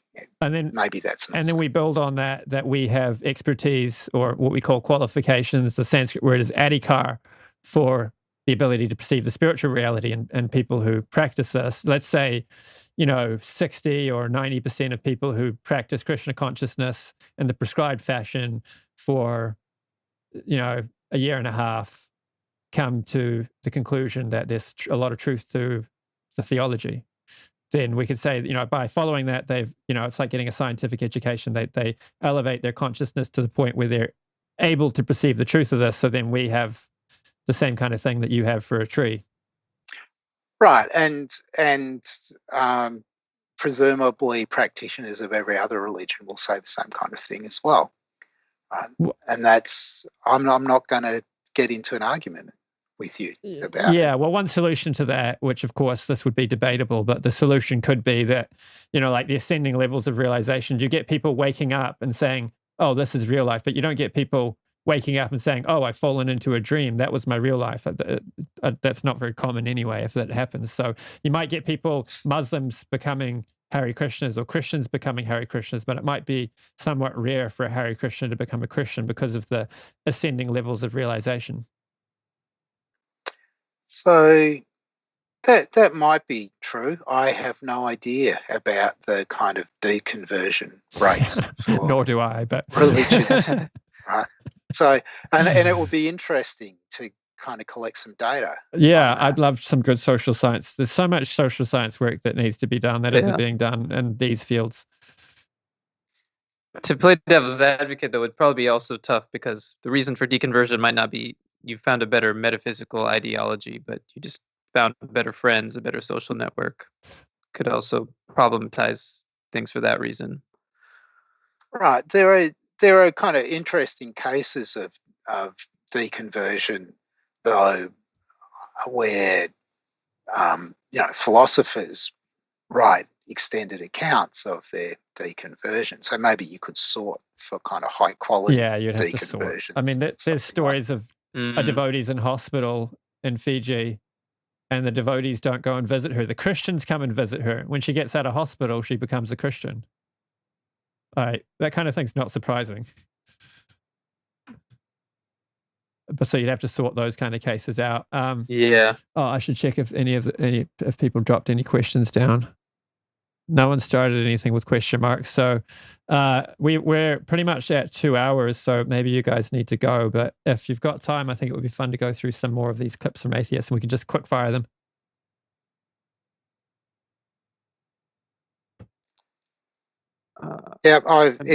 It's 11 a.m. here, so it's not particularly a time I need to stop. All right. Well, I'm sure you've got a lot of academic demands and stuff you need to be doing. Well, I do have stuff to do. It's the end of semester, so there's marking, finalising results, and that kind of stuff going on, which is why the not having internet is very inconvenient for me at the moment. Oh yeah, this is where we were up to. Okay. Fine, set the opposition as zero-sum as can be, because we know science is steadily eroding the truth claims of religion. Yeah, so there's this claim that science is doing it, and behind that is the claim that science is capable of eroding the claims of religion. I find that to be a category error. What would you have to say? So there are various kinds of claims of religion that it's hard to see how science is going to have a bearing on them one way or the other. There are cases and cases, right? I mean, so like John Lennox. It depends what the claims are. Well, John Lennox argues that saying that God competes with the laws of physics as an explanation for reality is like saying that Henry Ford competes with the laws of physics as an explanation for the internal combustion engine. It's a category error. Like, why is the kettle boiling? It's boiling because of, the electricity and the heating elements. Well, it's also boiling because I want a cup of tea. So suppose that the thing that we're thinking about is why is there a causal reality? It's hard to see that physics is going to answer that question. It just doesn't seem like a question that belongs to the physical domain at all. So that was a kind of case where I was thinking that there's not going to be erosion. Yeah, exactly. To me, that this kind of popular atheism is. You try to talk philosophy with some of the people that advocate this kind of atheism, and they're like, "Oh, philosophy is a waste of time. We've got science now." You have a comment on that? So I think that Well, okay, I have a story about what philosophy is. So let me tell you this story. I'm sorry, it'll take a couple of minutes. So if you think about subject matters, the way that there's one way of thinking about the way that they're kind of laid out is that there's going to be a core where there's expert agreement on the claims in the core, expert agreement that they're true. And then around that, you have a kind of region where there's at least expert agreement on the kinds of methods that that will eventually tell us whether the claims are true or not. So all the stuff that we're currently researching and stuff that we'll research a bit into the future. But as you move a bit further out, you get to a region where there's no expert agreement on the claims. There's no expert agreement on the methods to be used in trying to investigate the claims. And at that point, you've kind of shaded into philosophy. That's where philosophy sits. And I think quite generally that this is the right way to think about philosophy. The subject matter of philosophy is such that we don't have expert agreement on claims and methods. Along with all the other disciplines where you have this kind of philosophy of that sits around the penumbra, there are disciplines that are resolutely philosophical, like metaphysics and epistemology and ethics, normative stuff, and so on, where we just haven't figured out how to reach expert agreement on the truth of the claims in question. The way that philosophy progresses is because we gradually do figure out for areas how to investigate them, how to arrive at the truth. You get expert convergence on the claims. So think about something like natural philosophy as it was in 500 BC. There are bits of it that have become science, physics, chemistry, biology. There are bits that remain philosophical after all this time. So that's my take. Well, Neil deGrasse Tyson. And so in that case, so there's no possibility of conflict between science and philosophy. Neil deGrasse Tyson and his ilk would say that the trend is that things that we are in the realm of philosophy have been taken over by the hard sciences, and we should consider that trend will continue, and eventually we'll have scientific explanations for everything. Right. So whereas my view is that, sure, there are things that have transitioned from philosophy to the sciences, but inevitably on the boundary, new things that are philosophy open up. And there's no evidence that we're converging towards a state where philosophy disappears. And that's forgetting about the fact that you have things like metaphysics and normative stuff where we've made no progress on convergence. A lot of atheists, if you use the word metaphysics, will basically spew. You're an atheist and you use the word metaphysics. So what would you have to say to atheists that thinks that the word metaphysics is complete nonsense? Well, there are all kinds. The thing to do is to find out what metaphysics is, what kinds of questions are asked in metaphysics. So go and read the Stanford Encyclopedia of Philosophy entry on metaphysics, and then follow some of the sub-entries on particular parts of metaphysics, and then think about whether you really want to say that there are no questions there that we would like to have answers to, even though we can't reach agreement on what the answers are yet. Yeah, my simple answer was to say, good luck finding a professional philosopher who will agree with you. Yeah. Well, in a way, that was my answer to the Stanford Encyclopedia of Philosophy. It's a really great resource for philosophy. If you don't know what it is, it's a good place to start. I was talking about this, how philosophy, hundreds of years ago, the philosophers were like rock stars. They were like famous and really prestigious. And today, nobody cares about philosophy. And I was talking about this point with a devotee who's doing inanimate paradigm lecture series and doing a lot of work putting together a robust ontological and scientific explanation for our theology. And he was saying that the trouble is that, the scientists now do philosophy, but they do a very bad job of it because they're not trained. So scientists will make all sorts of philosophical pronouncements, but they don't go through any of the rigor that philosophers usually go through to make their claims. So it's just bad philosophy.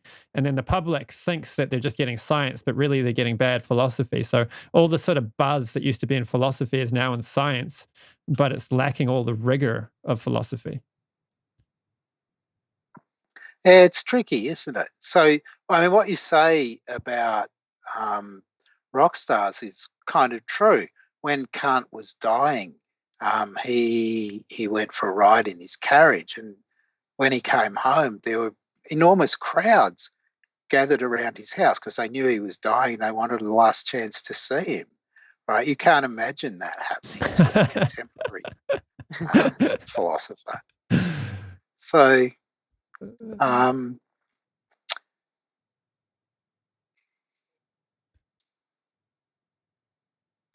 but I mean, given my account of philosophy, it's a long shot whether philosophers will actually make the kind of contribution that you'd really like to make, which is to turn something that was philosophy into something that isn't, right? I mean, there are lots of examples of this. So I mentioned the kind of natural philosophy, but I mean, if you think about logic really is an autonomous discipline now. And the work that was done by logicians in the 1930s was the foundations for computational theory, basically for computer science. So there's lots of kind of offshoots there. If you think about psychology in the 19th century, before the kind of middle of the 19th century, there was no autonomous discipline of psychology. There was just philosophy, whereas now we have various kinds of scientific psychology, kind of more or less respectable depending upon what you're looking at. But there's definitely a lot of science where once all of the questions were just regarded as matters for philosophical speculation. The reason why you want to have philosophers, I think, is actually the kind of track record of success of philosophy. There are lots of things that we know about where, if you go far enough back in history, there was just speculation. Right? There's always this hope that we'll carve out some new areas where we know stuff instead of merely speculating about it. Oh, well, it's interesting because all of the great scientists, like the really great ones, they were all polymaths. And many of them were serious philosophers in a lot of ways. And some of them studied the Vedas and so on. So like Max Planck and many of these, Einstein, many of these other people, like they were philosophers as well as scientists. And arguably, if they weren't philosophers as well as scientists, they wouldn't have made all these amazing breakthroughs in quantum physics and so on. So life's got a lot harder. I mean, people sometimes say the last person who knew everything was Young, Thomas Young, in the very early 19th century. It's impossible to be the kind of polymath that it was once possible to be. You could just be across all of the science that was being done in Europe at that time. That's clearly no longer possible. Specialisation, you've got to, you can only know a tiny amount of what's known now. It doesn't mean that there aren't some people who are kind of spectacular in that they cross several disciplines, but it's just not possible to be the kind of person that Young was and that you're talking about was exemplified by people like Newton, for example. You just can't be like that now. You can't make spectacular scientific discoveries unless you're embedded in a research institute in a university these days, because all of the kind of low-hanging fruit has already been picked. Well, the argument would be that the scientists that are currently at the cutting edge of physics and quantum physics and astrophysics and all of these stuff that get into the real deeper questions of what undergirds reality, that they could make breakthroughs if they took dualism, metaphysics, and philosophy seriously and were trained in those and actually thought about these questions that, maybe there's more to reality than just the physical. If they opened their eyes to that, arguably they could make some breakthroughs. But currently, physicalism is like this sort of box that everything has to sit inside. So I'm not sure that's right. Maybe they'd write better pop science books unusable philosophy. I'm not sure that it would make much difference to the kind of professional work of doing physics, but well, I think there's certain questions you can ask if you are prepared to question physicalism that you wouldn't ask if you're keeping yourself inside the box of physicalism. And those questions could lead to discoveries. So, I mean, this raises another interesting point, which is about how you kind of want to divide up cognitive labour across the sciences. You don't want everybody to be doing the same thing. You want lots of people to be working kind of in mainstream, but you want some outsiders pursuing ideas that look like they're kind of 1,000,000-to-1 shots, because sometimes some of them come in. So I'm quite sympathetic to the point of view that you're expressing. I think that you want to spread your resources. And there are so many scientists now, we can afford to spread our resources a bit. Maybe you'd have to change the kind of incentive structures in universities to make it possible. And there are kind of worries about the way that research is structured in universities now, that it doesn't sort of optimise our chances of making important breakthroughs in the way that you would quite like. But that's a kind of slightly different question. But yeah, Michael Kramer's argument, or his theory why science has kind of slowed down in making amazing breakthroughs such as quantum physics, is that around World War II, basically you needed scientists to like band together and, you know, come up with weapons, and, you know, like science turned into a thing for producing technology and making money. And if you're doing that, you need a team of scientists to work in a really tight fashion. And that doesn't really work if you've got some Max Planck like getting lost in some like metaphysical questions and, you know, going off on its own. You kind of need to, like, you know, factory farm your scientists and get them, you know, with their nose to the grindstone, and then you can, you know, build rockets and stuff. So I'm not so sure that science. I think that lots of sciences, most of what we know, we've discovered in the last 10 or 15 years. There's an enormous amount of scientific progress going on. It's just, I mean, there are various considerations. It gets harder and harder for scientists to tell us what they're discovering, because it's harder and harder for ordinary people to understand what they're talking about. So to some extent, the problems might be more about communication than about the kind of actual work that's being done. And obviously, this is another huge topic about which lots has been written and continues to be written. Right. Okay. There was one question on for Graham Oppy. What do you think is the most convincing argument for theism? I don't think there are any convincing arguments. So, oh, you wrote a book on that, eh? Short answer. But okay.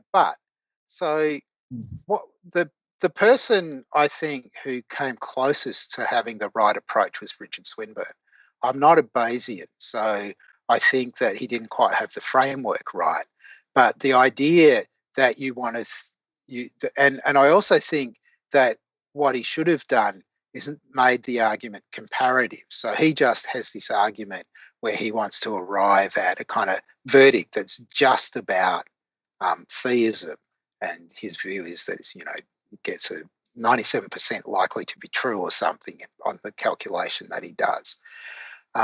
Whereas I think that a better way to proceed would be to say, look, let's take the best version of theism we can think of and the best version of the best competing view. Let's say it's naturalism, right? And now let's compare them in the terms that essentially Swinburne uses, but without the numbers. So first of all, a kind of prior probability. How simple are the theories? What's their comparative simplicity? And then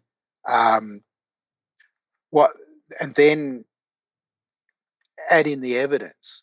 Does the evidence favour all the evidence, all the relevant evidence? Which theory does it favour? Right? Now, putting those things together, can we get an answer? Is it the case that overall theism does a better job than naturalism of managing this trade-off between simplicity, minimising your commitments, and explanation, explaining the data in a deep and broad way? Right, that's the form of an argument. As I've just said, the person I think who's come closest to running an argument like that is Swinburne, right? It's kind of just details about shoehorning what he does into this framework. What I think is that argument, if anything, favours naturalism rather than theism, but the approach is correct, right? I don't think that anything that doesn't look at all the data and that doesn't consider the comparison between theism and competing theories is going to make a good argument for theism.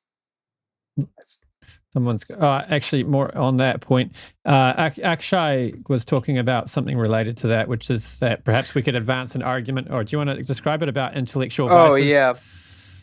Yeah, like I know your approach is to compare the two and then look at which one is more, look at the explanatory scope and look at which one is the simplest, according to Occam's razor. But then this is just a thought. Maybe it could be developed by someone or me down the road. But you take atheism and you take theism and you weigh the arguments, and you don't look at it from a probabilistic perspective, but you look at it in terms of what intellectual commitments you hold by accepting certain arguments. So let's say that if you're advancing a moral argument, well, I guess you're a moral realist, but also atheist. But let's say someone is like, they're atheist and they deny the existence of objective morals. Your argument from morality might not succeed, but by denying it, the atheist might be forced to, let's say, deny their intuitions and accept that morals aren't objective, for example, or teleological arguments. You may be able to show that it's possible that naturalism can account for the existence of a finely tuned universe or other complex phenomenon. But by rejecting the teleological argument, you commit yourself to perhaps accepting things without insufficient evidence, and that's or accepting things that are overwhelmingly less probable than their alternatives, and that's an intellectual vice. And maybe with cosmological argument, maybe you'd sort of reach a standstill. But you could maybe advance arguments and look at the intellectual commitments, and then at the end of it, you find that theism has less intellectual vices that you commit yourself to when you accept it, rather than atheism. So, I mean, maybe the weighing the kind of explanatory virtues will just subsume what you've just said, because you might think that what theism has to say about morality as sort of explaining the moral data, as it were, is just better than what naturalism has to say about explaining the moral data. But it's important, I think, that when you do this comparison, you pick the best version of naturalism, or if you're undecided, what's the best version? You put all of the best versions with the variations in there. So I'm thinking that a version of naturalism with moral, just to take your particular example, a version of naturalism with moral realism is going to be one of the views that's on the table. And so the kind of virtue vice idea maybe will be kind of hard to get a grip, because it's not what the person that you're conversing with, it's not what they think that matters, it's what's the best view. Because if you think about the form of this argument, it might just persuade them that they ought to go for a different version of naturalism, right? It won't necessarily advance the cause of, converting them to theism. Yeah, it's a good point. Although I guess maybe I chose that. I think that you can either hold that there's objective moral truths that are necessary, or that there are no moral truths at all. And I guess there's three perspectives. One, you're a theist moral realist, you're atheist moral realist, or you're just an atheist who doesn't believe in objective morals. I think actually I personally find it more convincing to be to take the third option over the second option. So I think if you're accepting the existence of objective morals, then theism explains the existence of those. A theistic worldview explains why there are objective morals rather better than a naturalistic explanation. Yeah, so we could have a long argument about that. Yeah, that's a topic in itself. Yeah. That would be a whole other 3 hours. I mean, obviously, we're going to start talking about Euthyphro dilemma and things like that, and it's going, and then it's not going to be clear in the end, that you don't end up with kind of unexplained necessities on both sides as the best view, right? So it'll end up, I think it ends up being kind of a draw rather than a win to theism. But let's not go there. You haven't read his book yet that he's going to write in the next 10 years. You just wait. Okay, someone's asking me what I think the most convincing argument or evidence for atheism is. So, I mean, I would agree with most theists on that it would be the problem of evil. And of course, actually, Akshay is doing his PhD on the problem of evil. But that's a whole nother discussion, that the simple logical solution is, it could be necessary to have a minimum of evil in order to bring about an ultimate good. But that there's a lot more fleshing out to be done there. Right. So it's interesting because I don't think that the kind of problem of evil is as important as the argument that I actually give, right? The naturalism and explanation and the kind of trade-off.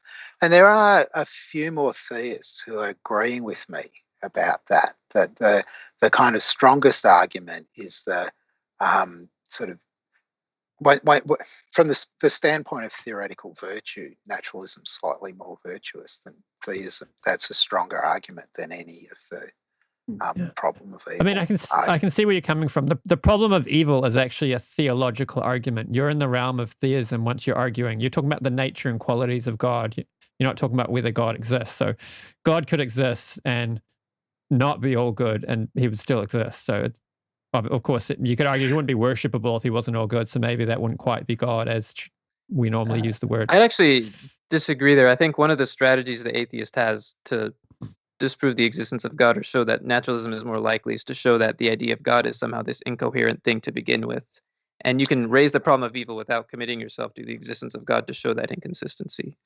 Right. So that's right. I mean, in the story about theory comparison, there's a step where you have to check the theories for consistency, right? And that's including logical consistency, but probably including probabilistic consistency and explanatory consistency as well.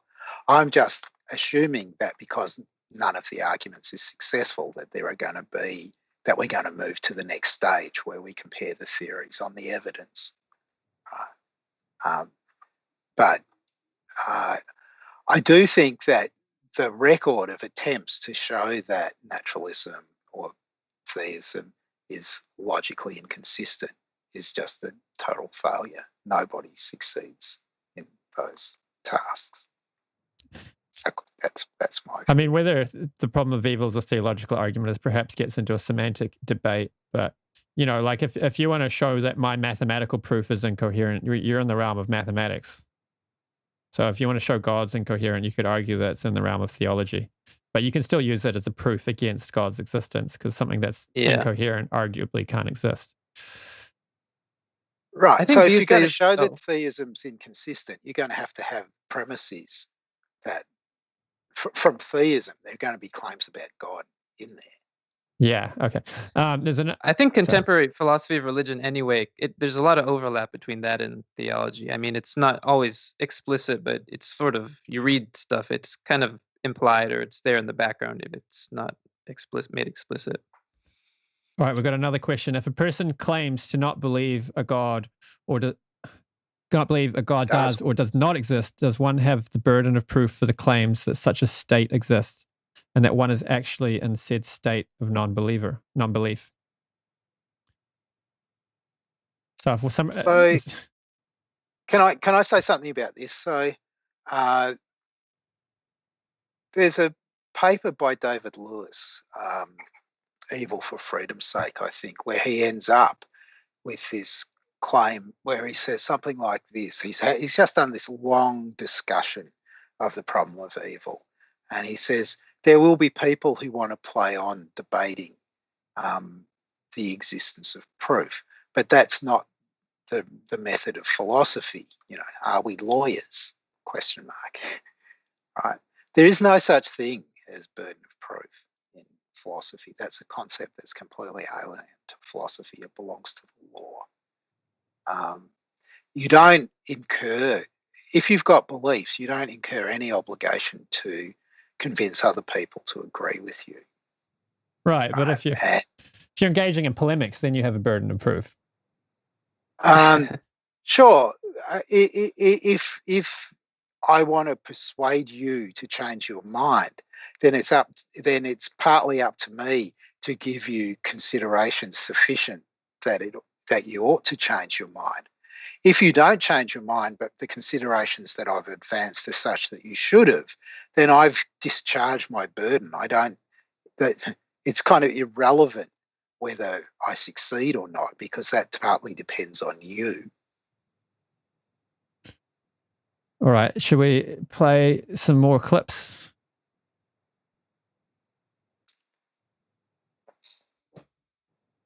There. Question come in, a web question. It's from Cassandra Devine in Victoria. It's to Richard Dawkins. Why do you feel the need to express your views so stridently when they're not always welcome? Isn't it rather like going around to playgrounds and telling children that Santa Claus isn't real? The weird thing is that children manage to grow out of Santa Claus and for some reason... So the point here is that a lot of popular atheists will say, I don't believe in God any more than I just the same way I don't believe in fairies and goblins and, the Loch Ness monster and so on. So they equate God with all these other mythical things. And so we should be a bit careful with this one. So background point. So Nelson Goodman famously said that everything, if you pick any two things, they're alike in ever so many ways and different in ever so many ways. So it's kind of empty to say that one thing's like another or that one thing's unlike another. You have to mention the respects. So that's the kind of first point. The second point is that really what we're comparing is not the entities but the beliefs, right? So the belief that God exists is like the belief that Santa Claus exists in respect of its rationality, for example. Well, no, that's just not true, right? There are in the West, there are belief in Santa Claus is restricted to quite young children, and it's propped up in various kinds of ways. Belief in God is not like that. It spans the entire population, right? So if the claim that was being made was that belief in God and belief in Santa Claus are alike in their rationality, that's just obviously false. Now, maybe there's other ways of understanding what's being said there, but you need to fill in what is the respect in which they're similar? So here's something that Dawkins might have said. They're alike in the following way. They're both false. Okay. If that's what he was saying, then I don't object to him saying that, right? But he didn't specify. And that means this is it's sort of like clickbait, really. Well, what he will mean, I've heard this argument made a lot, that its rationality is like Santa Claus. It's just as reasonable to believe in Santa as it is God.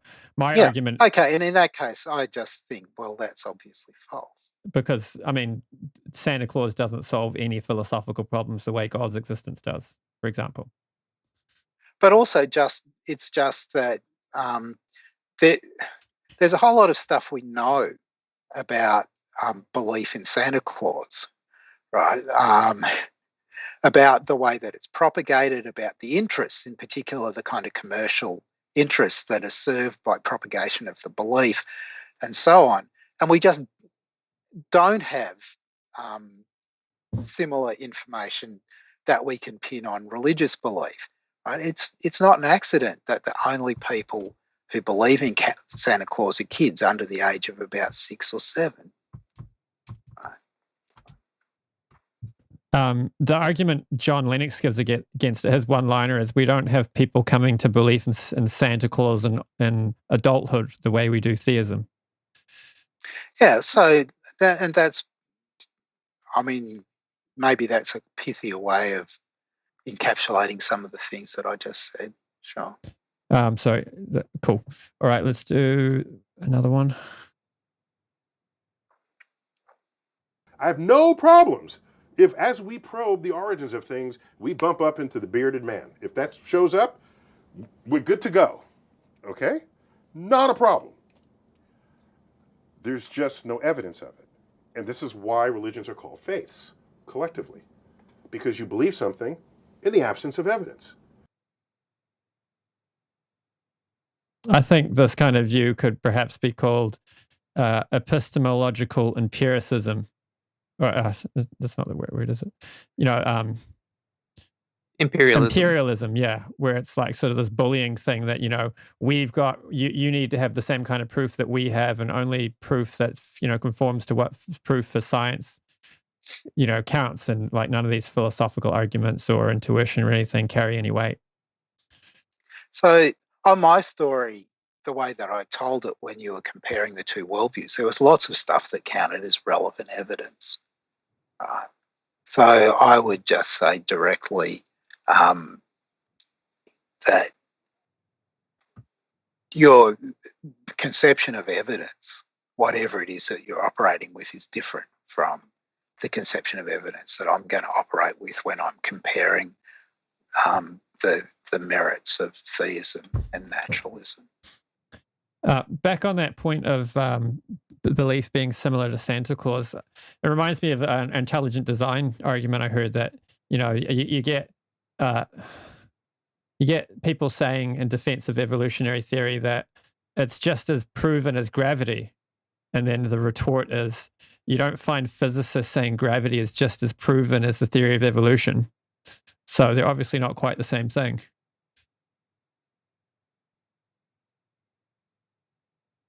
I mean, the point is like, the analogy, it's the same in one ways, but it's different in other ways. So you're saying it falls over because of those other differences. We've got widespread, there's experts that dissent on evolution, and there's widespread parts of the population that doubt it too. So it can't be the same as gravity because it's got these differences. So I'm not sure whether there is kind of expert disagreement. I mean, it is a controversial question.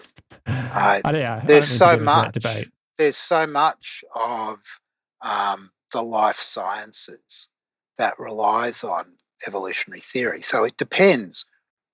I mean, maybe you need to specify what you think is controversial and what isn't, right? So if we're thinking, say, about the last 3.7 billion years and the emergence of life on Earth, that there's an evolution from the state that the world was in, the state that things were in 3.7 billion years ago to the present, is not something on which there's expert disagreement, right, amongst people who work in the life sciences, people who rely on using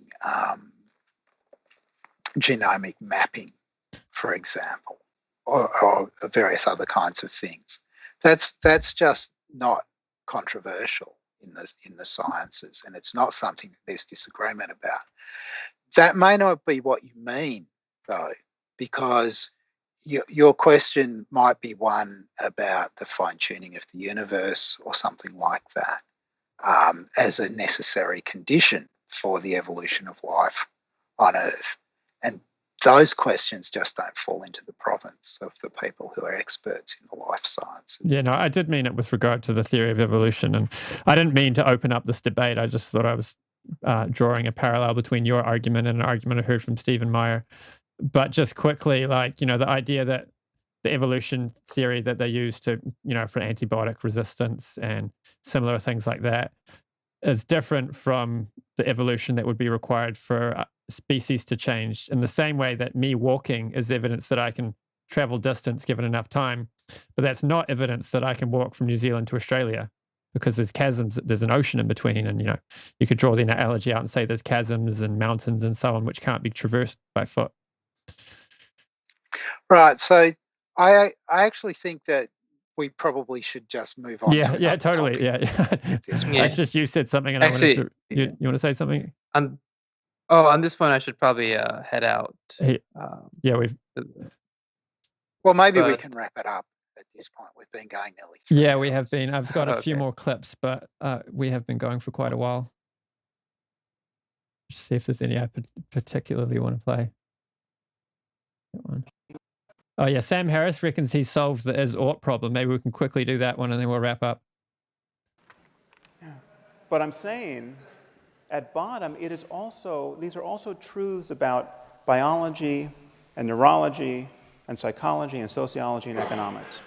It is not unscientific to say that the Taliban are wrong about morality, that the moment we notice that we know anything at all about human well-being, we have to say this. Yeah, so are you familiar with Sam Harris's view on morality? No, not really. I haven't read. He thinks he solved I haven't read the book. He thinks he solved the is-ought problem and he can use science to do the rest. But his assumption is that we should move towards the well-being of all living entities and move away from the suffering of all living beings. To me, that just smuggles in a value. You're assuming a value, and therefore you haven't solved the is-ought problem. You've just started with a value. Right. So I'm kind of sympathetic to Hume's views about is-ought. So I expect that he's just making some different normative assumptions, but that he is making some. Yeah. I certainly don't think that there's any consensus that's emerged about what to say about normativity in general. In philosophy, there's no consensus that's emerged yet. Yeah, I mean, I find the discussion of the epistemology of morality often quite disappointing. I mean, I would say it's self-evident and we use our intuition to gauge it, but Sam Harris just says like, well, we all know that this is good and that's bad. It's like, but what's the epistemology? But anyway, any final comments? Probably not from me. Cool. I really enjoyed this discussion. Thank you very much for taking time out of your busy schedule to have this discussion with us. No worries. I've enjoyed it. I hope it's been useful. Yeah, I think we covered a lot of ground that was quite useful. Hopefully we gave you something to think about too, not just you, us. Yeah. Cheers. Cool. Thank you. Hare Krishna. Oh, I'll do my little outro. So thanks for tuning in. This has been a discussion with Dr. Graham Oppy and Akshay Gupta, who's doing his PhD at Cambridge University. If you like this kind of content, be sure to subscribe, hit that like button, and let us know what you think down in the comments. We've got more videos like this coming out in the future. Hare Krishna.